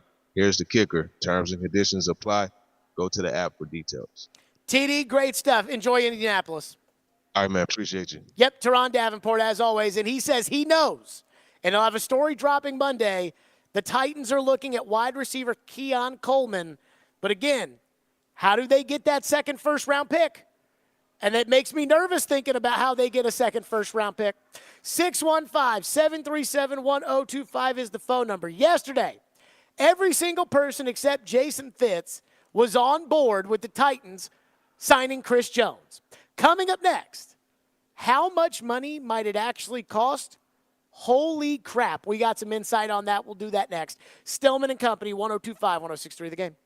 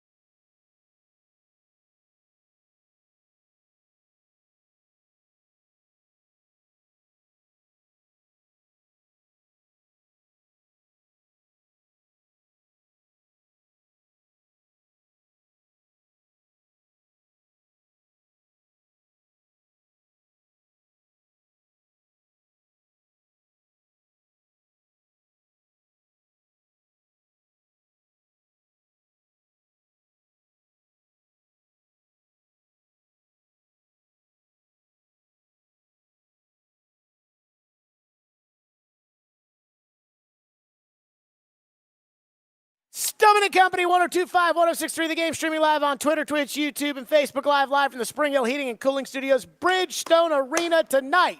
The Predators look for lucky number 7.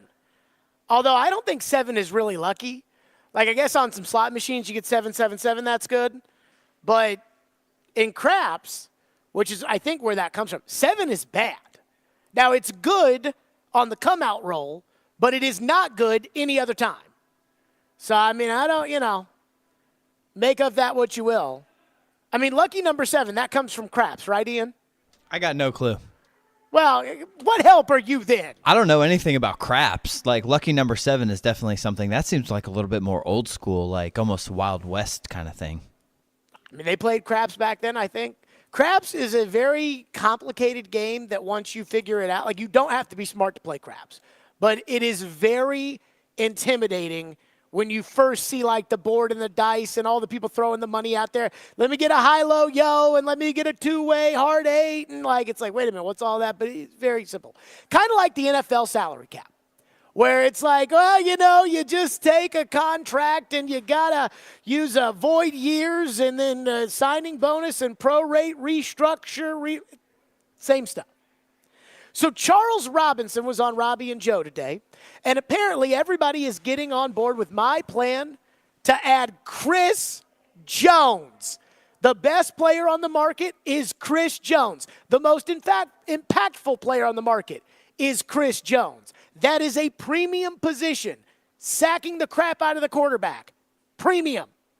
And so I want him next to Jeffrey Simmons. You've got the lowest payroll in the NFL. You just broke ground on a new stadium, and you've got the most or second most or whatever cap space out there. By the way, I heard Joe this morning mention, at least I'm glad Jared's finally talking about cap space. Well, the way I say that, cap space, that's what I think of it. But anywho, you got the most of it. And I want Chris Jones. And yesterday, you guys said you wanted Chris Jones. And Chris Sanders came on this show, and he said he wanted Chris Jones. And everybody but Fitz wants Chris Jones. Joe wants Chris Jones. Robbie doesn't think that Chris Jones will leave. Doesn't think he'll leave Kansas City. I don't know why you would think that. Did you see him up in the box last year missing a game? It's all about the money, right? So Charles Robinson was on, from Yahoo Sports, Senior Insider, was on Robbie and Joe like he is every Thursday morning. And Joe asked him about how much money Chris Jones and the Titans might cost. How about Chris Jones, Charles? Chris Jones, Tennessee Titan. Chris Jones, anyone else but a Kansas City Chief. How do you view that situation with Snead tagged and Jones not tagged, but them still talking about, trying to get a deal done with him? I just think the clock started. Now, when I think there's a chance that Chris Jones definitely hits the market, but now the Chiefs are sitting there with basically 2 weeks to find out if another team's willing to come and get L'Jarius Snead. I don't think he wants to go to a team that's not a contending team. I don't think this is just a paycheck move for him because I think he knows he can make, on the open market, he can get a top-tier contract from a contending team. For him to go to a team that's not necessarily in a contending window the next 3 years, it would have to be exponentially more money than maybe some of the contending teams. Like, are you willing to pay Chris Jones $35 million a season, $36 million a season?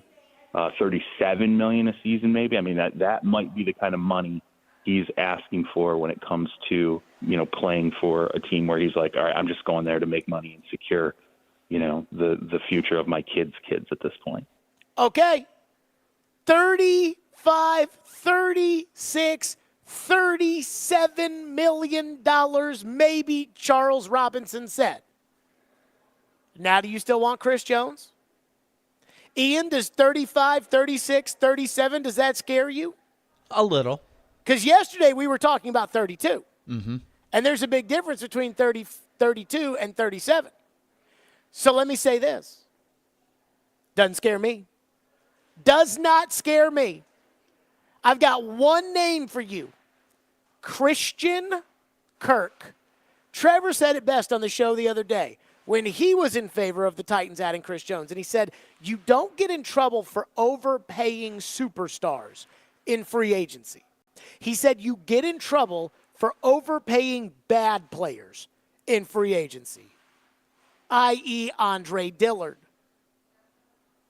And I understand the idea that you would have to pay a crap team tax. The Titans are not a premier franchise in the NFL. But I want you to think about this again. As complicated as the salary cap may be, and it's complicated, most people don't really even know how it works. Most people don't really know. They just see the money and they're like, oh, we can't afford this player. That sucks. But Paul Kaharski has Mike Herndon writing for him. And Mike Herndon wrote an article last week at Paul's website at paulkaharski.com. And he did a free agent primer for the Titans. And here are all the players that he signed when it came to the Titans. And I believe this article came out before the cap went up by an extra $5 million than it was expected to, or however much last week. Jonah Williams, a tackle. Andre James, a center. Tackle Michael Wenu. Wide receiver Hollywood Brown. Corner Kendall Fuller. Corner Ronald Darby. Inside linebacker Patrick Queen. Inside linebacker Azeez Al-Shaair. And edge rusher Zadarius Smith. And in that article, Herndon writes, those 9 additions would eat up about $36 million of the Titans' $65 million 2024 salary cap. So he went through all this, this is how long the contract is, this is how much the money is, this is the guaranteed, this is the cap charge. And I don't even know if he used void years in there, which is kind of another little wrinkle. So, at that point, we're looking at the time they had $65 million, the cap went up, so however much in cap space, I don't keep up with it, but you kids do.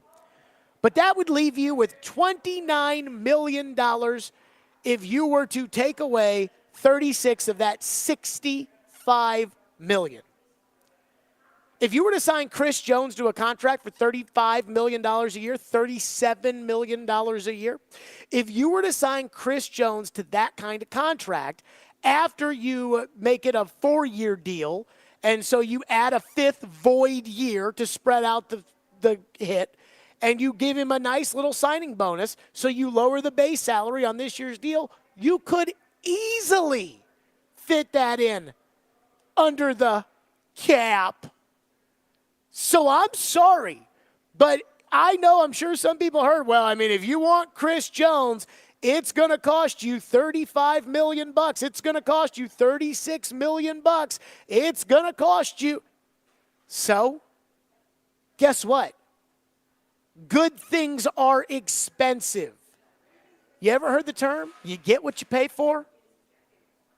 I understand the idea that people are hesitant that, whoa, Jared, we thought we were talking $32 million and now we're talking $35 million. What's the difference in the $3 extra million? I want Chris Jones. You want Chris Jones. Plus, it's not your money and it's not my money, and they can make it work however they want. And the thing that I, wasn't included in Herndon's article, which is more important to me than I think it is to anybody else, what I care about with all those 9 guys he signed for a $35 million cap charge, what I'm worried about is how much actual year 1 cash are you giving these players? Because the year 1 cash matters.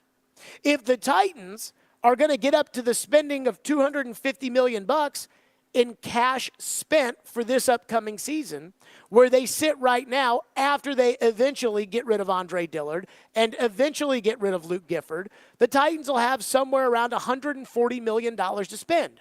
Again, $37 million a year for Chris Jones. If you're at $140 million, that still gives you $100 million to spend.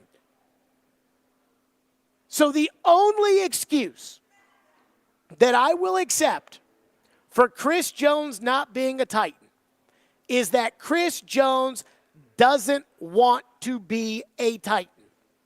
And I am going to have to make him make a hard decision as to whether or not he wants to be a Titan. I'm going to make him make that. Okay, fine. Kansas City's offering you how much? $28 million? I'm offering you $35. Aaron Donald is top of the market at $31. I'm offering you $35. You sure you're going to pass that up? I watched a video of Calais Campbell. It was kind of a behind-the-scenes thing. I actually talked about it yesterday. I rewatched it this morning, of Calais Campbell negotiating his contract when he signed that massive deal with Jacksonville, of which Jacksonville ended up in the AFC Championship game the next year, in large part because of Calais Campbell. And I watched that video, and Calais Campbell was picking between Denver, which I believe had just won the Super Bowl with Peyton Manning as the quarterback, and Jacksonville. And he was like, it's an extra however much million, they're offering this, they're offering that. At 4 years, that's $9 million, but Denver's better than Jacksonville. But I don't think Jacksonville's that bad, and I think people think, I'll do Jacksonville. Why? Because it's $9 million. One time I talked to Floyd about Warren Buffett. And I said, you think Warren Buffett makes a decision based upon $2.5 million or, $3 million bucks? Like, he's Warren Buffett. He's worth $500 billion or whatever it is. And he said, I don't know. Call Warren and ask him, would you rather have the $2.5 million or not have the $2.5 million? So I don't know what Kansas City's offering him. They're obviously lowballing him by his standards, or else he would have signed a deal last year. But, I mean, if you're going to try to scare me at $35 million a year, I'm not scared. I want to get good. I don't want to get Jermaine Illuminor. I want good. So that number doesn't scare me. 615-737-1025 is our phone number, 615-737-1025. So I did talk to somebody in Kansas City today. And I said, is Chris Jones hitting the market? Is he coming back? What's going to happen? We'll do that next. Stillman & Company, 615-737-1025 here on our program. Again, that phone number is 615-737-1025.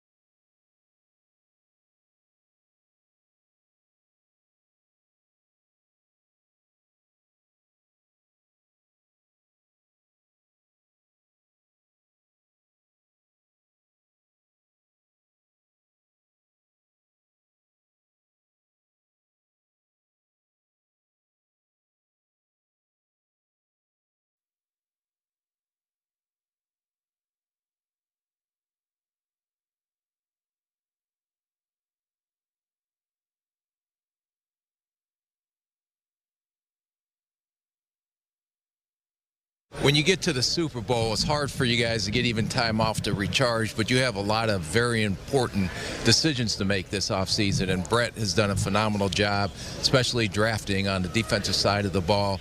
But you got two critical pieces on the defensive side of Chris Jones and Ladarius Sneed. So how do you make that decision on franchise or who you're going to keep, or you try to keep both? What are those meetings like? Yeah, so you know how this goes.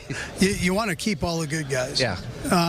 And we're lucky to have some really good guys. Virtually impossible to keep them all. We're lucky that we only have two that are, just major guys, and those two. We'll give it our best shot. We're not gonna.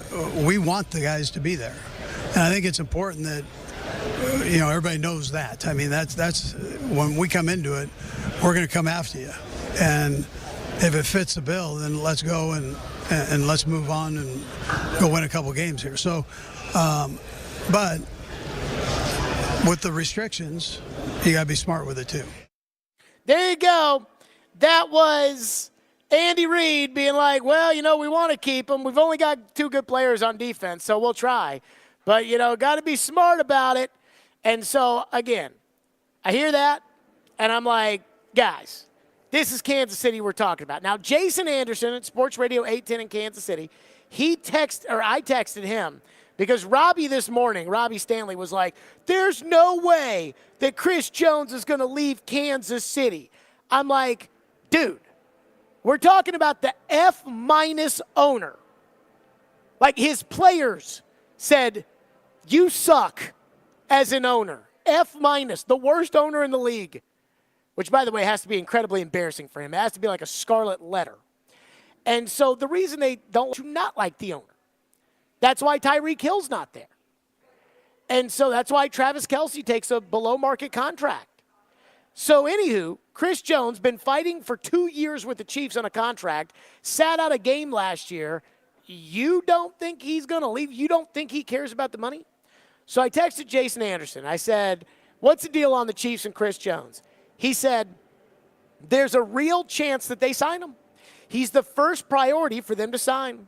But the best offer will be better than the Chiefs' best offer, so it will be up to him if he wants to return. One of the two local reporters is really tied in, said the gap between the two sides is substantially smaller than it was last season. We'll see.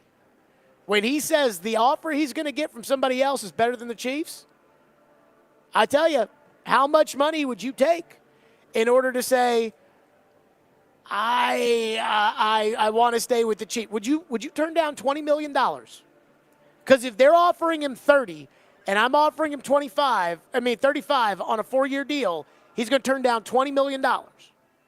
Would you turn down $20 million to stay with the Chiefs? Ian, would you turn down $20 million to stay with the Chiefs? If I were him, at this point in my career, probably not, since he'd already won. And especially because, the money, he can buy whatever he wants. It's about the respect. It's like, I'm winning you championships, okay? I'm not Patrick, but I'm not asking for Patrick's money. I'm winning you championships. And you don't respect me. That's what this is about, at least to me. One texter says, add Chris Jones and they'll have over $100 million in a defensive line. That won't work. That's actually not true. I did the math. 36 for Jones. Let's say it's 35, but we'll give him $36 million in cash. 17 for Simmons. 17.25 for Landry.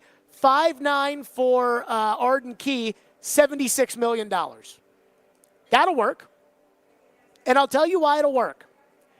Because Will Levis doesn't cost you anything. That's why. Because between Simmons at 17 and Jones, and I have it at 32. Like, that's where to show that I mean business, I'd start at 32. But between 17 and 32, to 33, 34, 35, we're in the ballpark of $50 million. What's the going rate for a quarterback?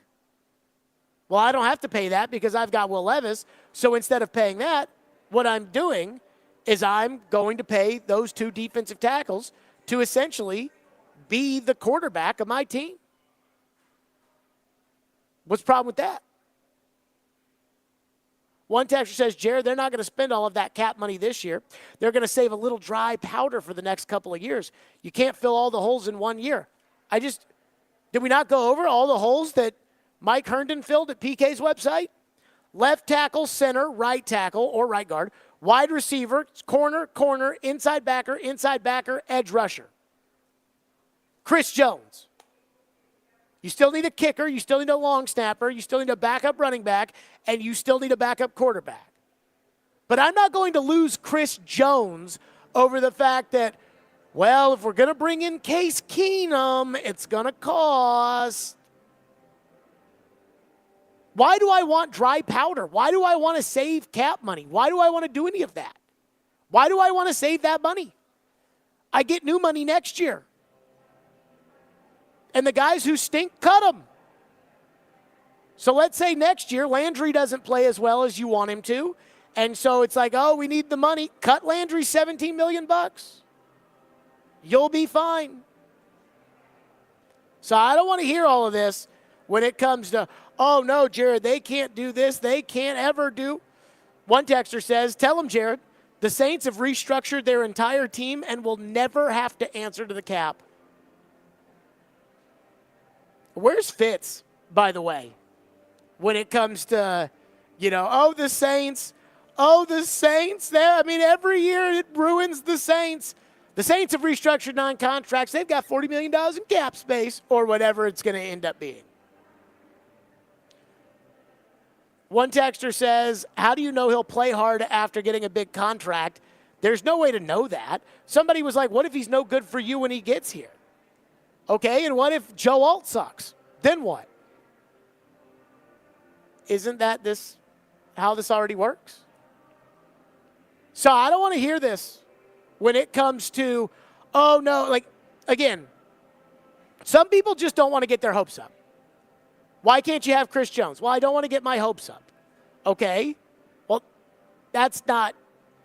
The only reason that you cannot have Chris Jones is if Chris Jones truly does not want to play here.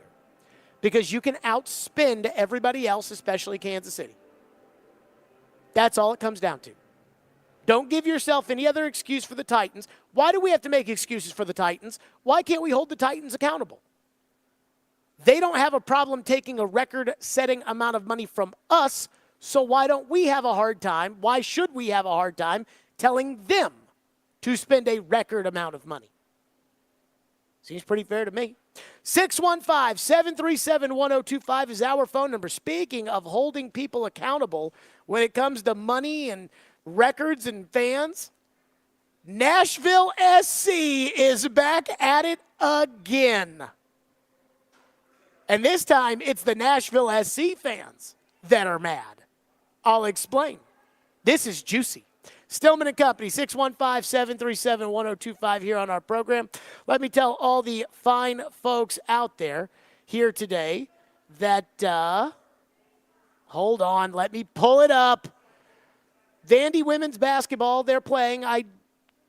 Everybody sent me emails in the last 10 minutes. Let me pull this up. Vandy women's basketball is on 94.9 The Fan. So be excited tonight as they take on Missouri on the road. Pregame at 6:45, tip-off at 7. Coverage also available on the 94.9 The Fan app and at 949thefan.com.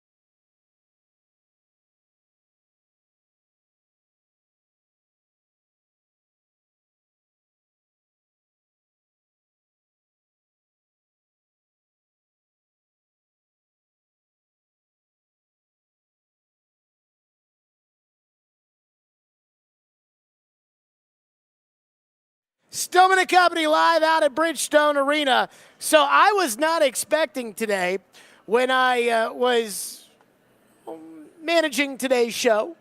In fact, I got so worked up on Chris Jones yesterday that most of the show that we did today, we could have just taken things that we didn't do yesterday. And yet I'm still just kind of figuring out what's going on. And all of a sudden, fans of Nashville SC are just all over my Twitter timeline. And I'm like, what's going on? Why is all this Nashville SC stuff coming across my desk?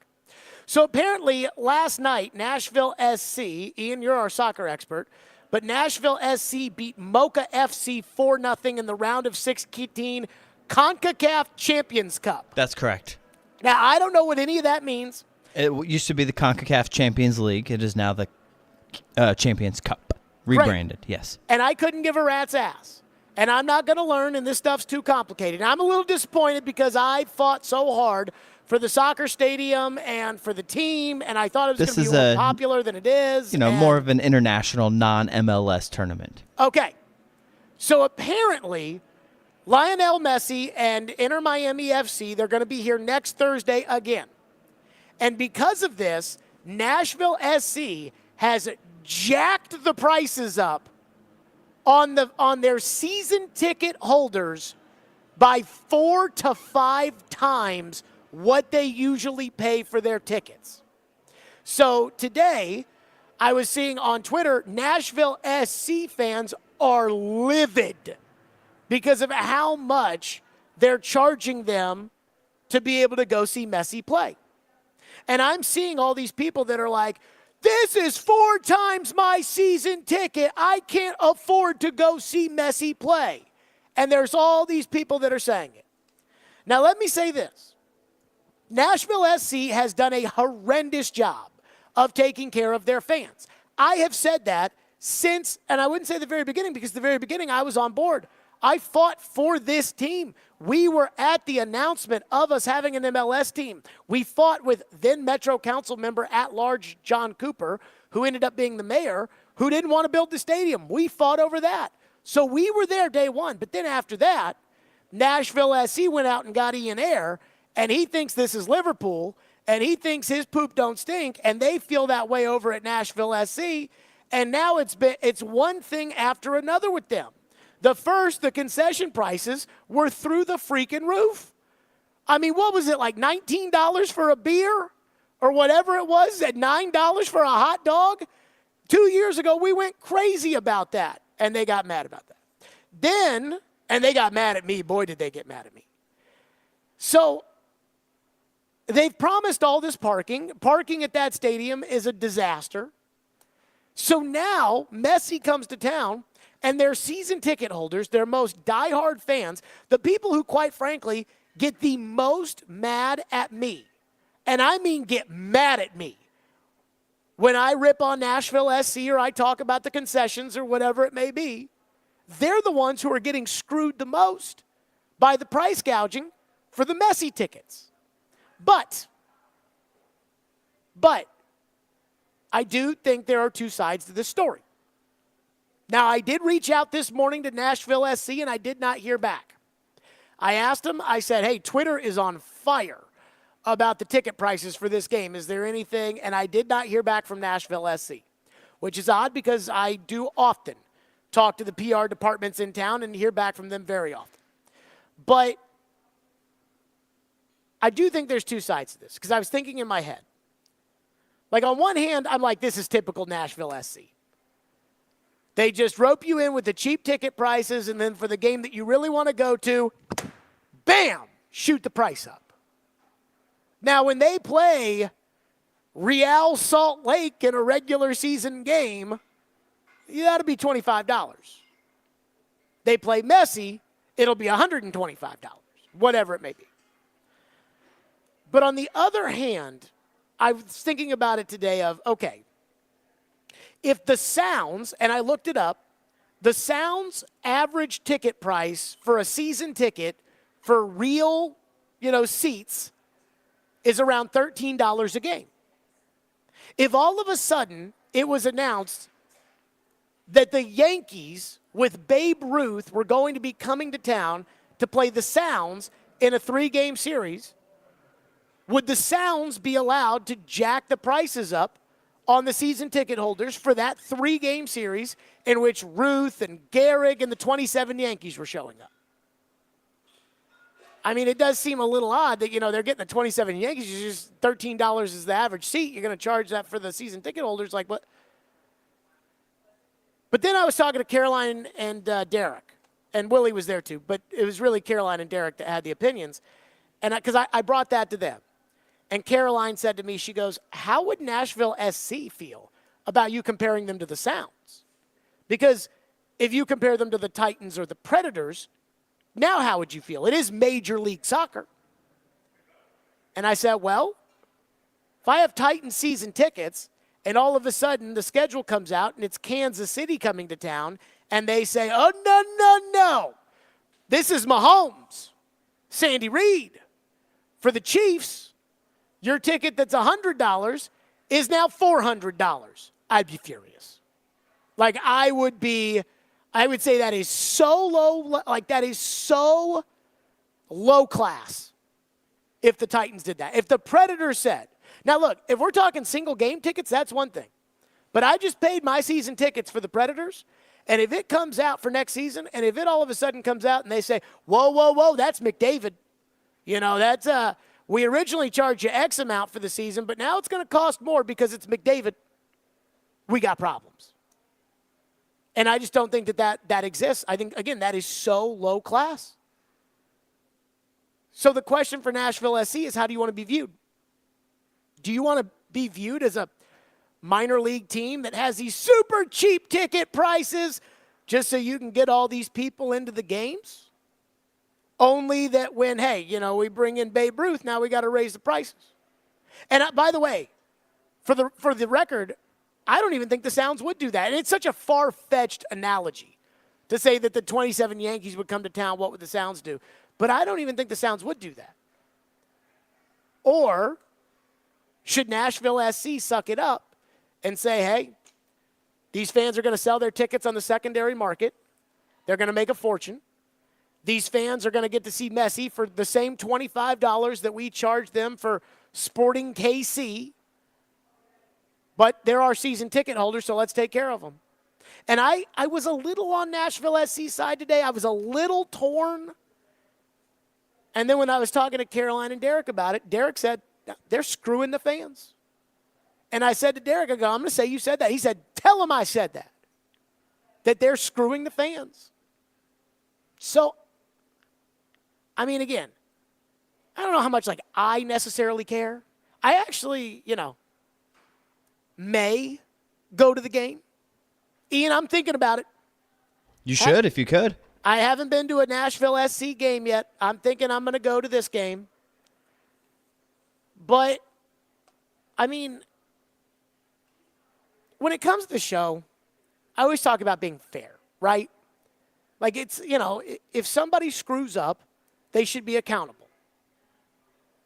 And when it comes to Nashville SC, it just kind of feels like it's the same thing over and over and over again. Like, John Ingram's a good man. I like John Ingram a lot. But I feel like we always have these conversations around Nashville SC.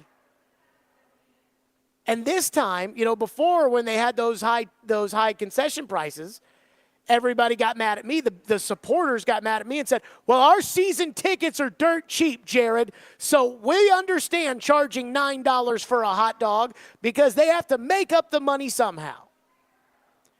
But today, it was the fans. It was the season ticket holders. It was the ones that have yelled and hated on me the most. They were the ones that were like, you're screwing us. And it was all over Twitter today. And so I tried to be fair because I really tried to look at it on both sides. And I did reach out to Nashville SC. But it doesn't help but feel if this is just a little slimy, okay? Like, it feels a little dirty. 5 times the price of the regular ticket.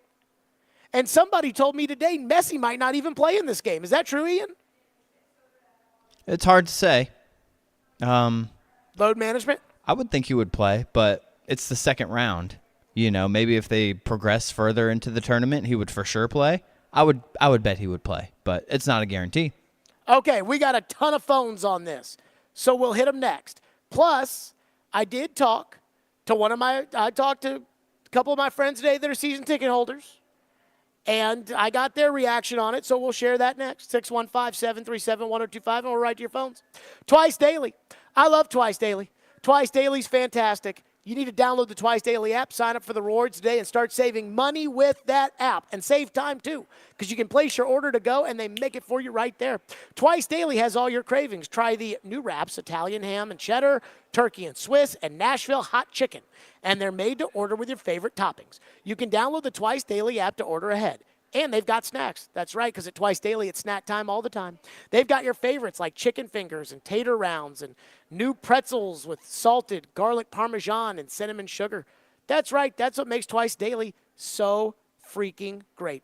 Download the Twice Daily program and join that the Twice Daily app and join the loyalty program to unlock special discounts, savings, and so much more. If you're looking for convenience, Twice Daily has you covered. Twice Daily, fresh all day.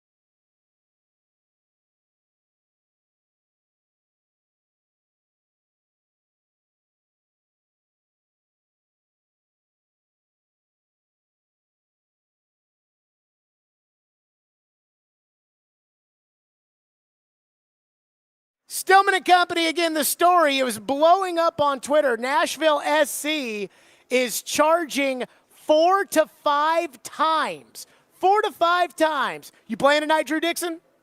Thumbs up. Playing tonight here at Bridgestone Arena. 4 to 5 times the price of a regular season ticket to their season ticket holders for this, Ian, what's it called again? The CONCACAF?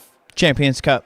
The Champions Cup game match on the pitch against Lionel Messi and Inter Miami FC next Thursday.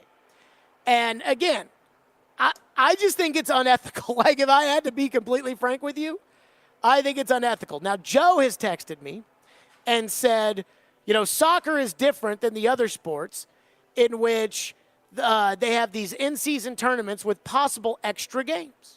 And somebody else texted in our phone line, driven by WilsonCountyHunter.com, and said, it's more like if the Predators were playing a European team in some kind of tournament at Bridgestone Arena and Ovechkin played for that team. It's not part of the season ticket package. Season ticket holders should get first dibs at a reasonable price, but not the same as their season tickets. Here's my question, and I don't know the answer to this. If it wasn't Inter Miami FC, but if it was somebody else, Ian, who's another team that's playing in this? I mean, there are several other MLS teams. I don't know them all off the top of my head. But, I mean, the best teams are going to be MLS teams. Okay. If it was Atlanta coming to town. Would it be 5 times the ticket price? Probably not. Okay. That's all I need to know.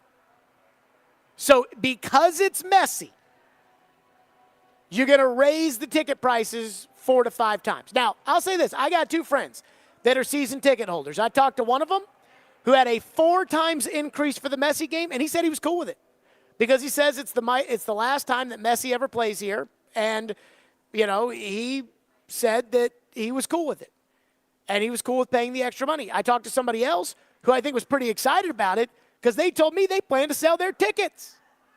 He's like, yeah, I'm buying them, and then I'm going to sell them. Yes. So it's not all bad. But again, is it right or is it wrong? And that's where, honestly, I get mad about this. I don't care as far as your season tickets with Nashville SC and what they cost. You choose to buy them or whatever. But I do care about the team, one of the local teams, trying to take advantage of the fans. That's what I don't like.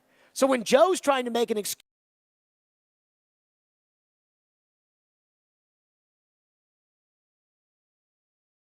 good well, just like Ian said, if it was some other team and it wasn't Messi, they wouldn't be doing this. And that's what bothers me, is the ivory tower, arms crossed, deal with it, fans. That's what bothers me.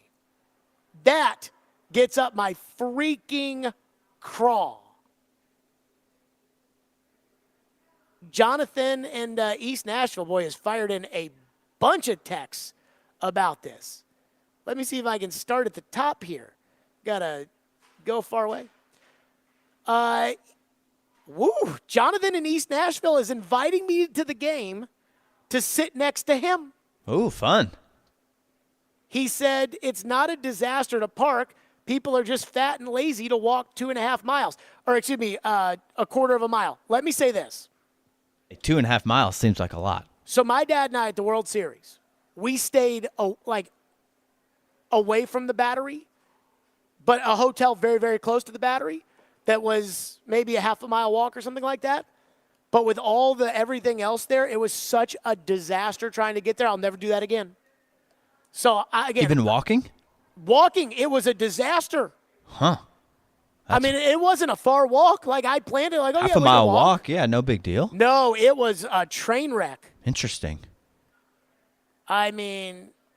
So, Jonathan, let me just say this, man. Take somebody who would enjoy going more than I would. And I might go to the game, and, I probably am going to go to the game next Thursday just to see Messi play, but take somebody who would truly enjoy it, with the money that you spent on that more than I would. Joe says he's not making an excuse. He's saying, I'm not saying it's right, but your comparison was flawed because this was beyond the season tickets.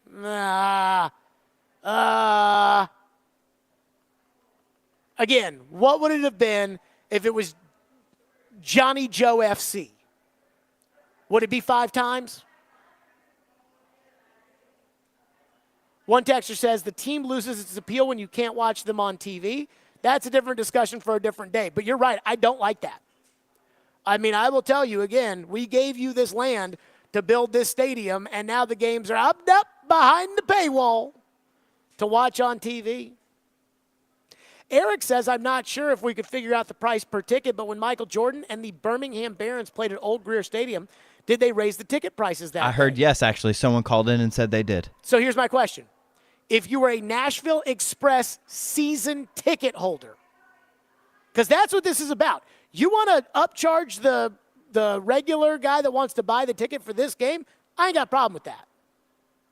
But if you want to, again, when it comes to the charging, if you want to charge the season ticket holder, that's different. And I hate this excuse of, well, it's not an MLS game, so it's different. Like, again, what would they have charged somebody else? If it were somebody other than, again, Messi. Texter said that was in Messi's agreement for him to come play. All the clubs, players, and fans knew they would have to pay the price for Messi to come to MLS, and it was agreed upon by all club owners. I don't remember. I mean, so every ticket price that Messi goes to. So if Nashville SC were to play a regular game against Inter Miami FC, they'd jack up the price? Because did they jack up the price for season ticket holders last year when Messi came? I don't think during the regular season. The other tournament final was expensive. But I'm talking about for the season ticket holders. Last year. You mean when he came, when it was super expensive? No, like I think it was super expensive on the secondary market. I think it was straight up on the regular market. Gotcha. Like I think Sturgill paid like regular price to be able to go to the game. Yeah, I don't know. Joey from Bellevue, who I actually saw at the Preds game the other day, says he has season tickets in section 127, 7 rows from the field, 2 seats. They're $26 a game for these seats. The Inter Miami game is $290 for both tickets. So what is that? 26, so you're talking about $50 a game, and now he's paying $300 for this game. He said the game last night is the same tournament, and they were nowhere near that expensive. I also saw on social media there were a lot of people disguised as empty seats last night at the game. So make of that what you will. One texter says the best comparison would be our other teams charging more when Messi comes. Let me just say this. I don't want to say that this is 100% the case because I don't know. But I kind of feel like when Nashville SC doesn't respond, when I ask them, hey, what's the scoop on this? It's because they don't have anything to say. When it's like, hey, these fans are going crazy on Twitter, and I didn't throw them under the bus or anything like that in the message I sent. I was just, hey, Twitter is ablaze, and I didn't get a email back. And I mean, again, that's their business, not mine. But when you don't do that, I mean, they got it. Like their PR people, they check the emails. So they got the email, and they chose not to respond to it. And it kind of makes me think that in the Jared Stillman court of public opinion, it makes me think that they're probably saying to themselves, all right, guys, here's the deal. Here's our projected revenue for quarter 2. If we get Messi here, our projected revenue goes up by about 5,000%. So let's do it, baby. And I don't think that's right. And so Joe says he's not making excuses. He's got a whole show. He can talk about that tomorrow. I'll be on at 7 o'clock anyways tomorrow, so they can discuss it. But it feels kind of dirty. 615-737-1025 is our phone number, 615-737-1025. Stillman and Company, we roll along right here on 102.5, 106.3 The Game. And go ahead and give something away. I'm in a good mood today. You know, I'm in a good mood. Be caller 5 right now at 615-737-1025. And you will win a pair of tickets to see Alanis Morissette at Bridgestone Arena on June 23rd, plus a vinyl copy, how about this, of the original Broadway cast recording of Alanis Morissette's Jagged Little Pill, signed by Alanis herself. The Broadway smash hit is playing at TPAC March 1st and 2nd, and get your tickets at tpac.org.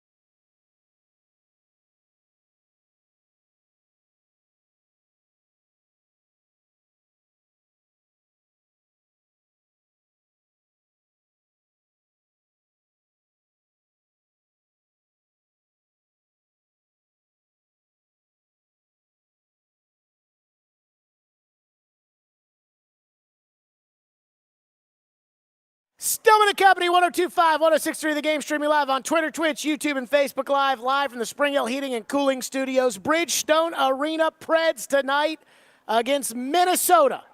Hal Gill will join us in just a little bit. John Hines in Minnesota, 7 o'clock. Pregame with Max in less than an hour. So a lot of people, Preds fans, it's funny because I said this yesterday when it came to Barry Trotz saying, hey, I owe it to the team not to trade UC Saros. I owe it to the fans not to trade UC Saros. And I said yesterday, as a fan, I was like, whoa. Hold up now. As a fan, I'm thinking long-term Nashville Predators. I'm not thinking about just right now. But the reality is it's been one great week. One great week and a half, whatever you want to call it. They've won 6 in a row. Barry Trotz is taking this little mini run very seriously. And I will confess that I am not. As far as, are they cup contenders now? I can't say that. But then I start thinking about the 2019 Titans. And I think about the season that they had. And I'm starting to get 2019 Titan vibes from this Predators team. Now, you're going to say, oh, my God, Jared, you're crazy. That Titans team went to the AFC Championship game, and that Titans team was 2-4 through their first 6 games. They were 9-7. They only made the playoffs because Houston rested all of their starters the last game of the year, and they went on a run. The 2019 Titans had an embarrassing loss in October at Denver. That's where what we saw a lot of times last year, the Mike Vrabel bent over at the waist, the constipation face like he's trying to eke out a poop. You know what I'm talking about. That was the first time I ever saw that. The worst performance I've ever seen from Mariota, the one that got him benched. The Predators had that. Worst performance I've ever seen the Predators play 2 weeks ago against the Dallas Stars when they gave up 9 goals and they lost by 7. In each case, there was a disheartening, embarrassing loss coupled with a big moment.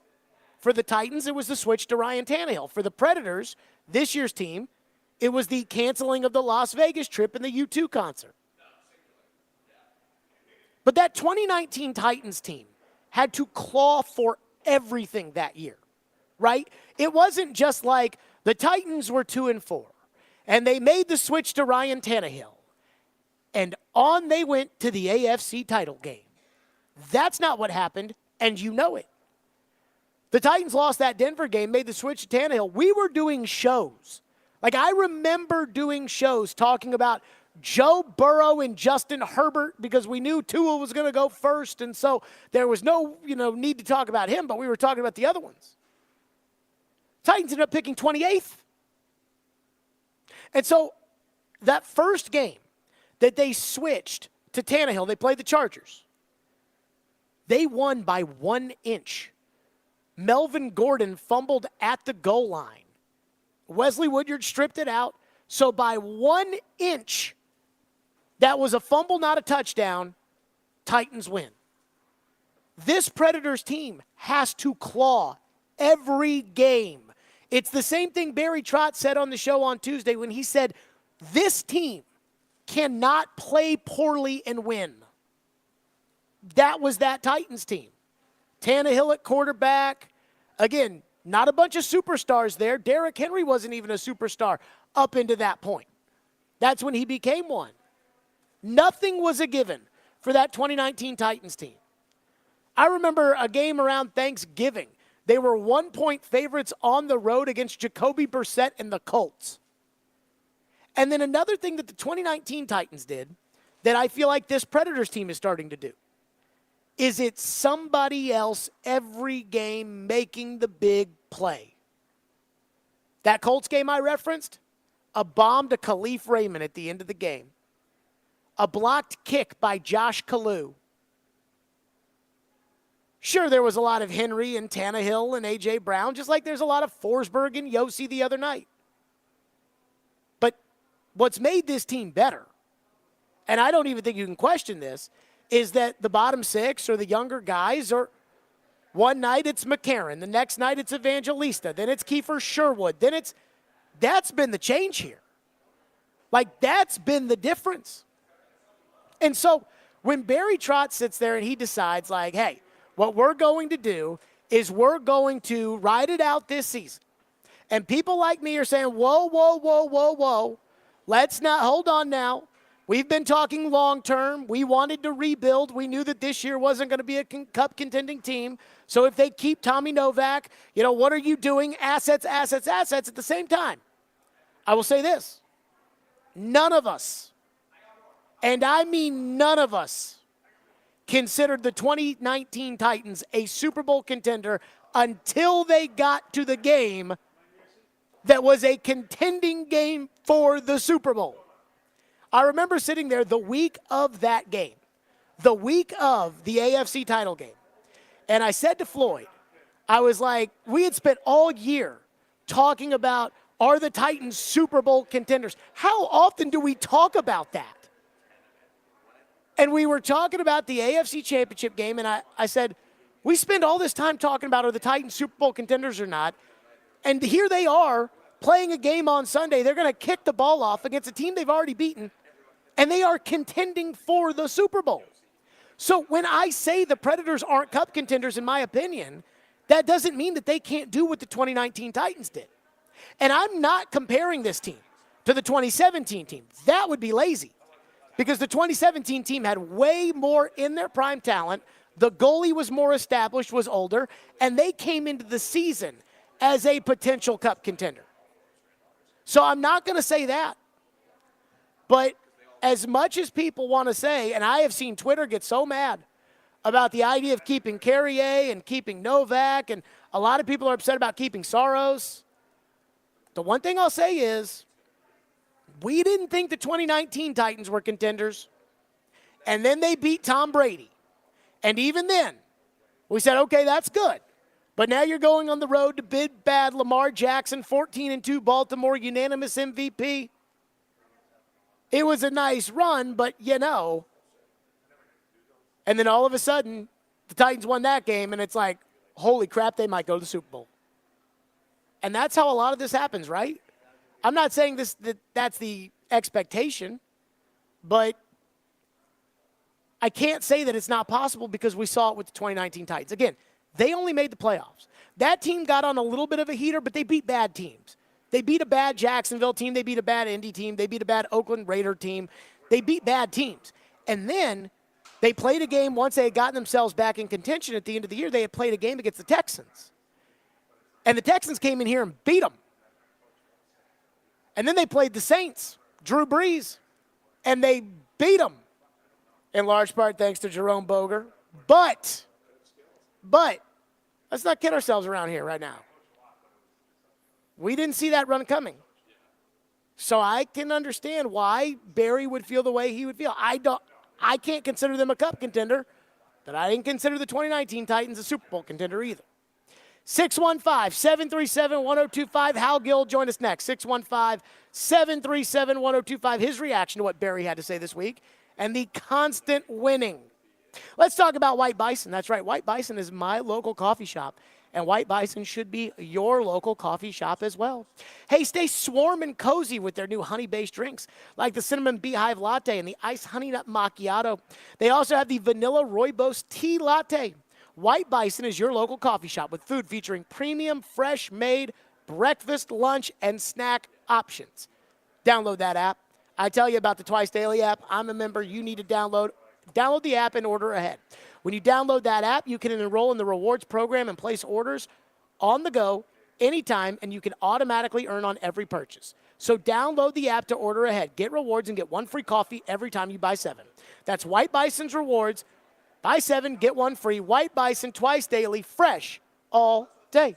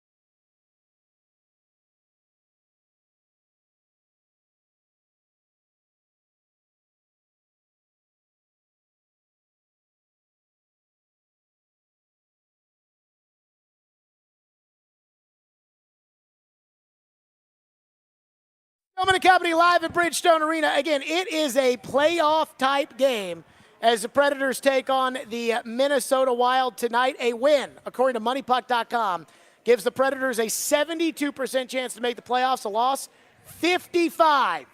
They're on a heater, 6 in a row. Hal Gill joins us now on the program, presented by Duncan.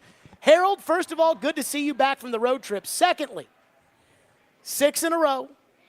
The one thing I've learned about the Predators in my life is when everybody starts to get comfortable, especially them, they get their butts beat. Every time that their back's against the wall, they play out of their minds. 6 in a row, they haven't been getting their butts beat. So I ask you this, how hard is it knowing that Minnesota is really trying to play their way back into the playoff hunt tonight? How tough is this going to be? This is going to be a battle. I think this is going to be one of the games of the year. It should be. It's looking like that. If I'm in Minnesota shoes right now, 62 points.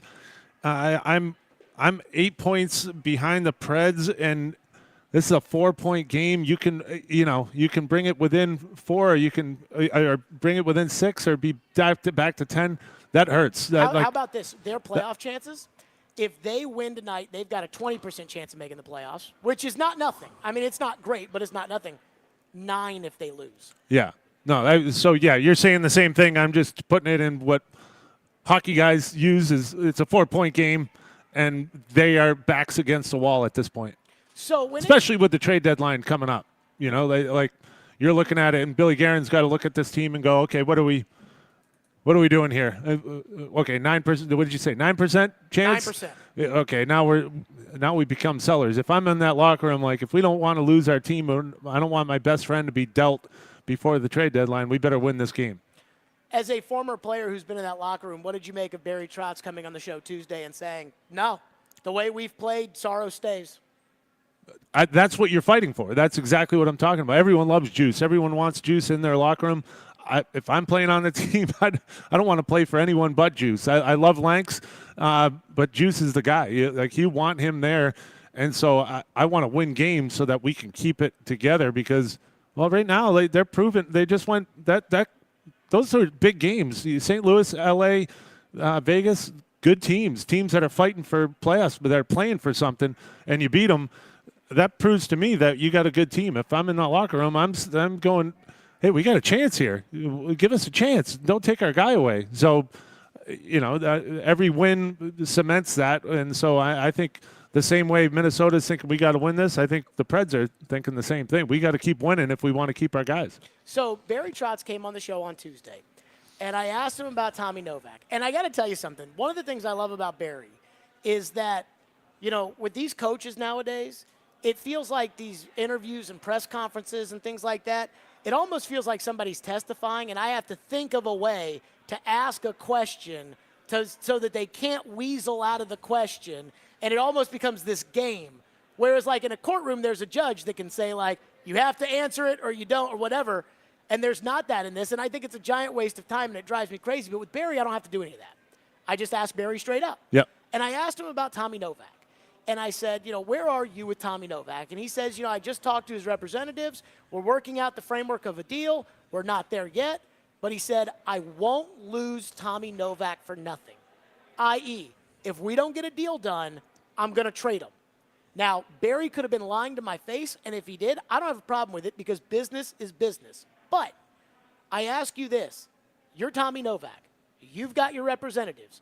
This is going to be probably the first big money deal he ever signs in his life. Might be the only big money deal he signs in his life. I don't know. And your representatives are saying, hey, I think we can get 4, or I think we can get 5 years or 6 years. And Barry's saying, let's do 4 years at $3 million per.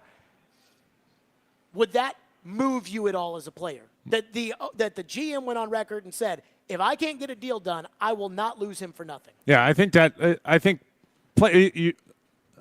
here's the thing about Barry Trotz. I don't think he's saying anything to you that he hasn't said to everyone else involved. And so this is information that he's willingly sharing, which is awesome. I love how open he is in having these conversations. But, these are already things that are going through the player's head. For Tommy, if I'm in his shoes, you have to be careful. Like, do you like it here? Do you want to play for the Preds? That's the number one thing. Do you feel like you can grow in this environment? And if you're happy here, you're going to play well, and you feel like there's a good fit. The scary part, and when you're younger, you're like, I want to make more money. I want more money. I want more money. This is my job, and you're right to think that. But then it becomes, I want to make more money. Oh, maybe I can get $4 million over 5 years, but you don't know where that's going to be. Is that going to be a trade to Edmonton, where $4 million ends up being about $3 million? Like, is it going to be New York City, where you're not going to make that money back with the tax? You could go to Dallas or Florida, Arizona. Like you're not going to pay the state tax, and you're going to lose money by going somewhere else. It's a tough thing to think about, and there's a lot to process. That's why you have agents that tell you, hey, this is a good deal, take it. Because even if you go on the free agent market, this is what you could get. So Barry Trotz saying that, I think that's a little bit of a flex to say, hey, get this deal done. Like, kid, I'm giving you a good deal, take it, and then go. I always looked at it as my conversations when I said, okay, I'll take that deal, but give me a chance to make it a shorter term. I didn't want the longest contract I had was 3 years, because I just wanted a chance to prove myself. I want to keep proving it. And that way you make more money. And so there's something to be said for doing that. But if you're going to get a big chunk, you take it and run and say, how many years can you give me? That's life-changing money, and I'll take it. I think about Sissons in that, right? He signed that 7-year deal at about $2 million a crack, or 2.5, or whatever it is. And Sissons never once, the way that Duchesne and Johansson and all the other guys got it from the fans about not producing or not scoring or not. Sissons has never gotten that from the fans because his money is not so high that people talk about it all the time. And yet, I mean, he might have left some money on the table. Oh, I think not so. Going short and then getting to free agency and somebody saying, oh, I need a centerman who's a good two-way centerman, so I'm going to give him $4 million a year. Yeah. And so I do wonder how a guy like Sissons views the decision that he made, saying, hey, I know where I'm living for 7 years. Yeah. I am with the same core group of guys. The fans love me because I had a hat trick in the Western Conference Finals, like those kind of things. And I wonder if you're Tommy Novak, do you look at this and say, hey, I really do like it here, to the agent, go get the deal done? Or do you say, like, hey, like, business is business here? Yeah. Man. Like, what do I do? Well, I think Colton Sisson's going to look back at when he's done, he's retired, he's going to look back and say, wow, I had a great run here. And he signed that contract up with a team that he was thinking was going to win and win for years to come. And so,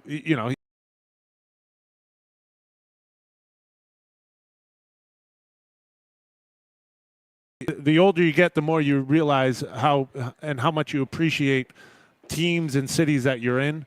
And when you're younger, it's like, give me the money. And so I think that's a balancing act that every player plays, and the agents have to play it with them. And I know there's some guys that their agents are going to tell them, like, hold out. When you're a UFA, all the money's going to come. And I've seen it where it doesn't happen and money doesn't come. And then they go, uh-oh, I should have taken the money when I could have. And so, it's a hard thing to balance, and you take all the advice you can from your agent and do the best you can. But I do think there's something to be said for getting that deal done in a place like Nashville if you like playing here. Hal Gill is with us here on the program. What do you make about the defensive log jam, right? Tyson Berry gets scratched almost every night, it feels like. Sometimes Fabro's in the lineup, sometimes he's out. Carrier's a UFA. They got Stasny at Milwaukee, who I think they freaking love, and Mullendijk on the way. So I don't necessarily see them re-signing either Fabro or Carrier, even though Fabro's an RFA, not a UFA. I do wonder, even though Barry said, like, I want this team to push on forward, I do wonder if it's a business decision to move off of a Carrier, to bring up a Stasny, and how much that might affect the room, because when Barry says Saros isn't going, maybe there's a feeling that nobody's going or things like that. Yeah, well, the way I look at it is Barry Trotz is trying to buy time until he's a cup contender. And right now he's got a bunch of guys that are playing really well.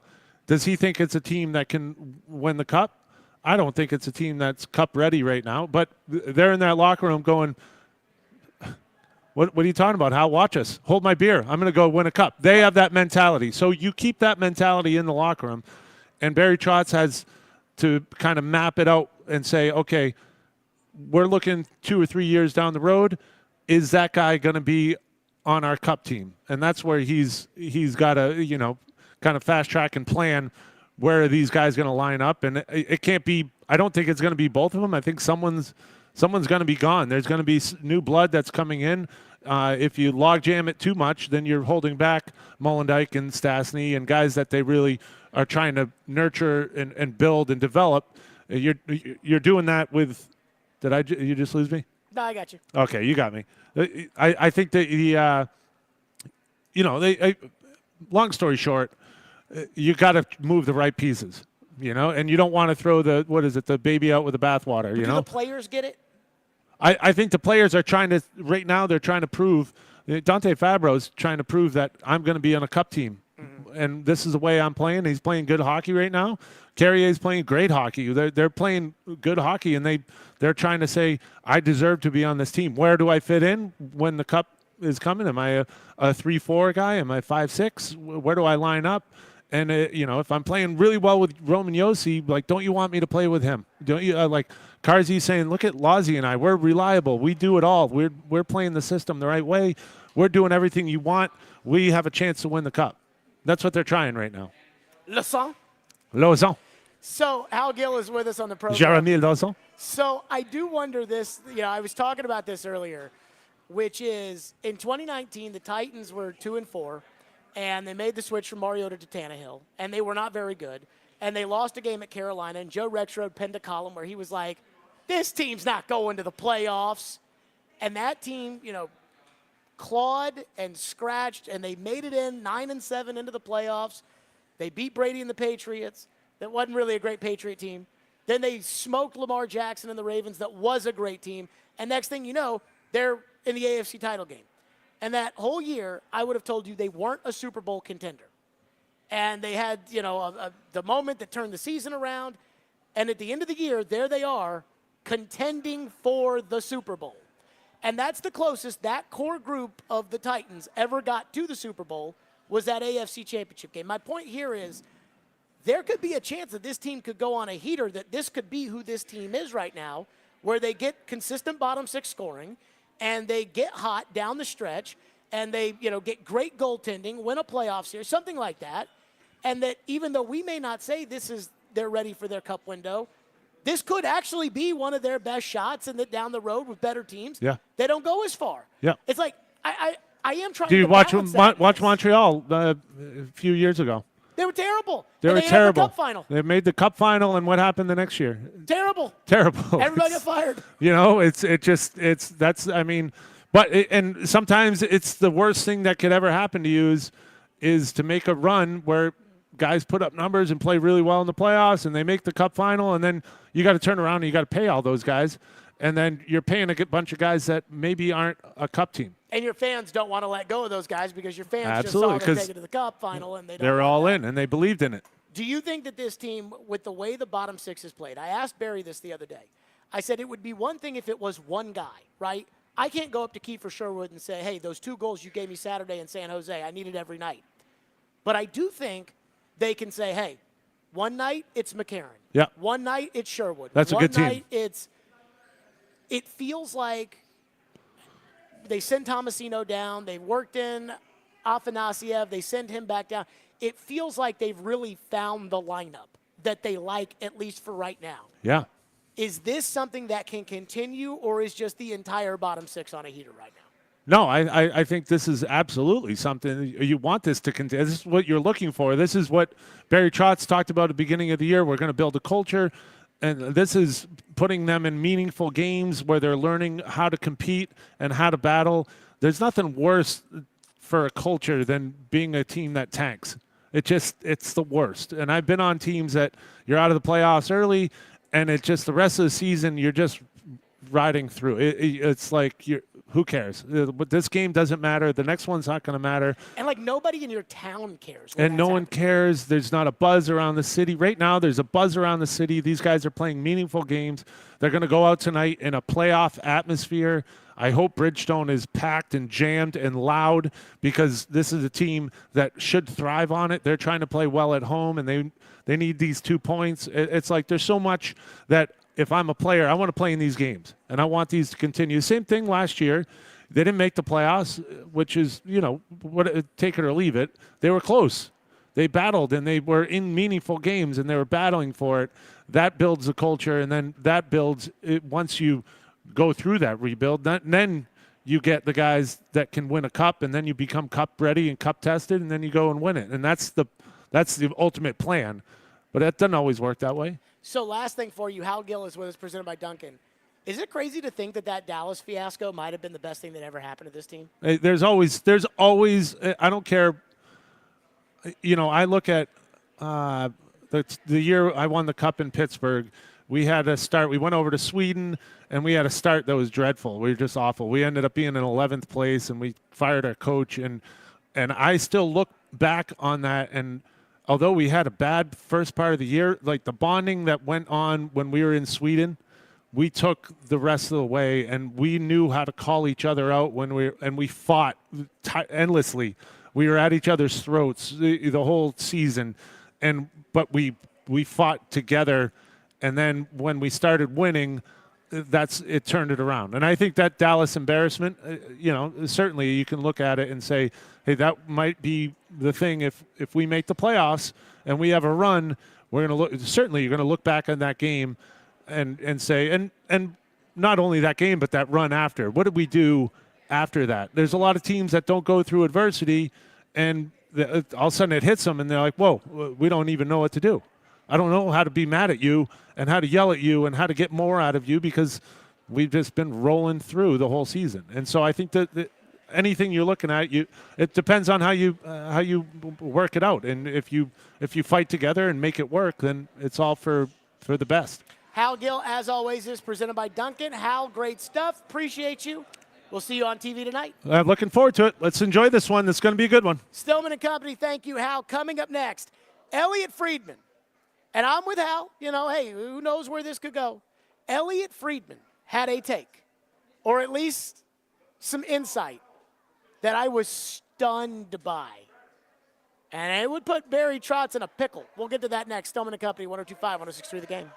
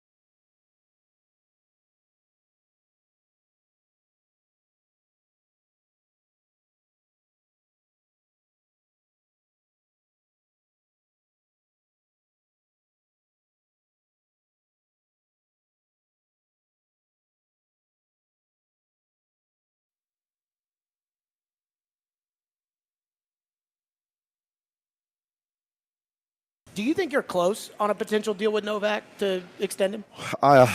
We've talked to I actually talked to the representatives today, so I think the framework is there. We just got to make sure that, like I said, that the years and the numbers match. If they do, then we will probably do something. If we can't, then I'm in a position not to. I don't think I can let a guy like Tommy Novak go for nothing. I don't think I've got to get something if he's not signed before the trade deadline. That was Big Swing Barry Trotz on our show on Tuesday saying, hey, if I don't have Tommy Novak signed, I got to do something. And I heard that, and I literally said when he said it, wow. And I was wondering, is that a negotiating ploy or is Barry being straight up? And I think Hal is right when he says Tommy Novak's agents heard that. Like they already knew that before Barry came on the show and told us. But today on Caroline, Willie, and D-Mace, Elliot Friedman, Hockey Night in Canada insider from Sportsnet, who joins their show every Thursday, was on the program. And Caroline asked Elliot what he thought the return for Tommy Novak could be. If you're doing a rental, I think a first rounder or a good prospect is very possible, depending on the competition. But I think that's possible. If you're talking about an extension somewhere, it gets higher. Novak's a good player. Like he's a fascinating guy because he's very different. He's a bit newer on the scene, doesn't make a lot of money, but he's a good player, and teams are interested in him. If the Predators feel they can't sign him, there are other teams that would like to get the jump. And if you, like I said, Carolyn, if you get him with an extension, the return is higher. Okay, first round pick or higher. Now, I was already here when Elliot said that, and I looked at them and I was like, did he just say what I think he said? And I'm like, a first round pick for Tommy Novak. Ian, would you trade a first round pick for Tommy Novak? I don't think I would, no. And I like Tommy Novak. He's a good player. But a first round pick for Tommy Novak? And I'm like, that's crazy talk. And then, you know what hit me, Ian? What's that? I was thinking about that crisp March afternoon in 2018 when I was brushing my teeth Ryan Hartman. at the apartment complex that I lived on in Melrose, in Melrose. And I had that toothbrush in my mouth, and I saw the Predators acquired Ryan Hartman. I was like, okay, fine. He's probably a depth guy. He kind of sucks anyways. And I'm brushing my teeth, and I saw on Twitter that it was for a first-round pick, and I immediately said, first-round pick? I had my toothbrush in my mouth. I couldn't believe it. And then I went crazy. And then everybody got mad at me for going crazy about it. And the moral of the story is, around the deadline, people do stupid things. And the first round pick for Ryan Hartman was stupid.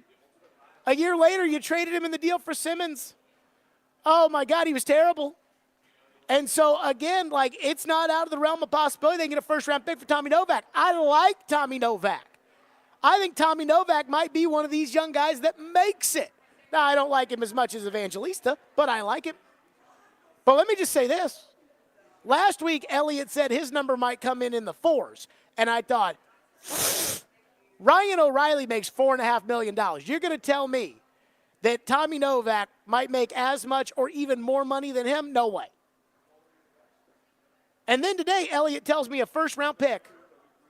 And I'm like, again, a first-round pick? Whoa, now, a first-rounder for Tommy Novak?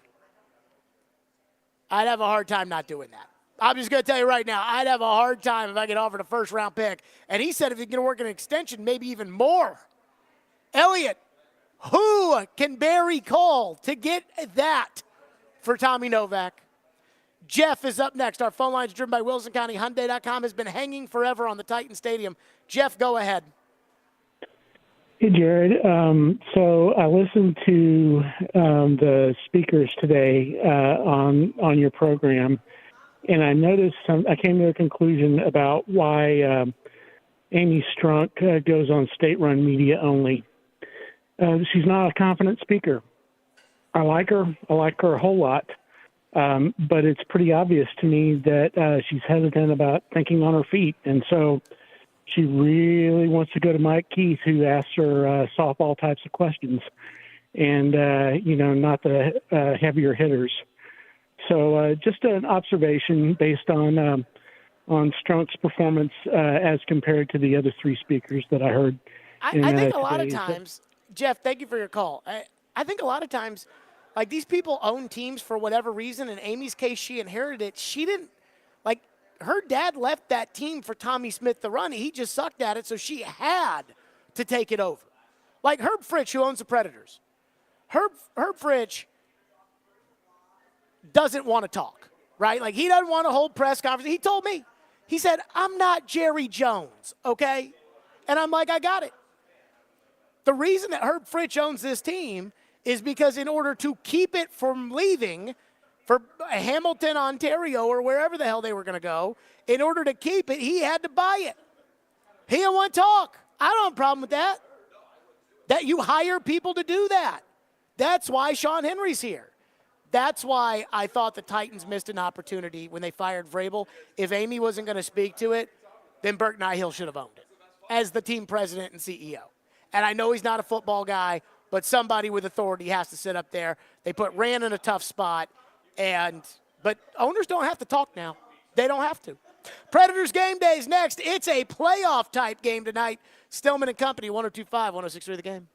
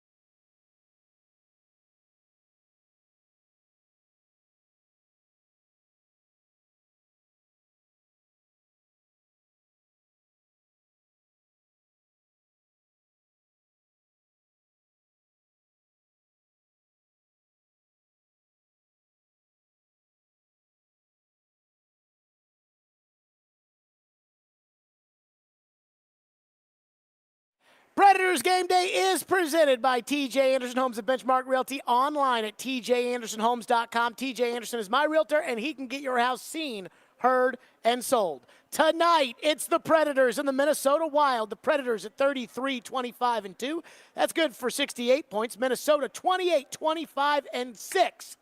They're good for 62. Now, here is the important part. When we take a look at the standings, as far as the wild card is concerned, the Nashville Predators currently in the playoffs in the second wild card spot, tied with LA at 68 points, although LA has 2 games in hand. The Predators are 5 points up on Calgary, who has a game in hand, and St. Louis, who has a game in hand, and they are 6 points up on Minnesota, who has a game in hand. If the Predators win tonight, according to MoneyPuck.com, they have a 72% chance to make the playoffs. If they lose, a 55%. If the Predators lose to the Wild have a 20% chance if they make the playoffs to win today, 9% if they don't. Buying and selling can be decided here. This feels like a playoff game. This is Coach John Hines on tonight's matchup. Oh, I got John Hines. Oh, my God, what am I doing here? They're playing John Hines tonight. This is Andrew Burnett on the game. At home ice here, we can't worry where we are. We just got to keep that identity. We've had the last little stretch. Obviously after the break, we lost our game a little bit. And like a young player, a team, when you lose your game, it takes a while to get it back, or you think it's faster than it is. And we had to put the work in. We got it back now. The hard part now is to keep it. And that's what we're going to try to do. I can't even get the coach right. So, I mean, what do I have to add to this? Max has you next with the pregame show. Big game tonight. Again, it's a playoff-type feel. You're up 2-1, Game 4. Minnesota tonight can deliver a knockout shot. Max has the pregame show. Stillman and Company. We'll see you all tomorrow at 2.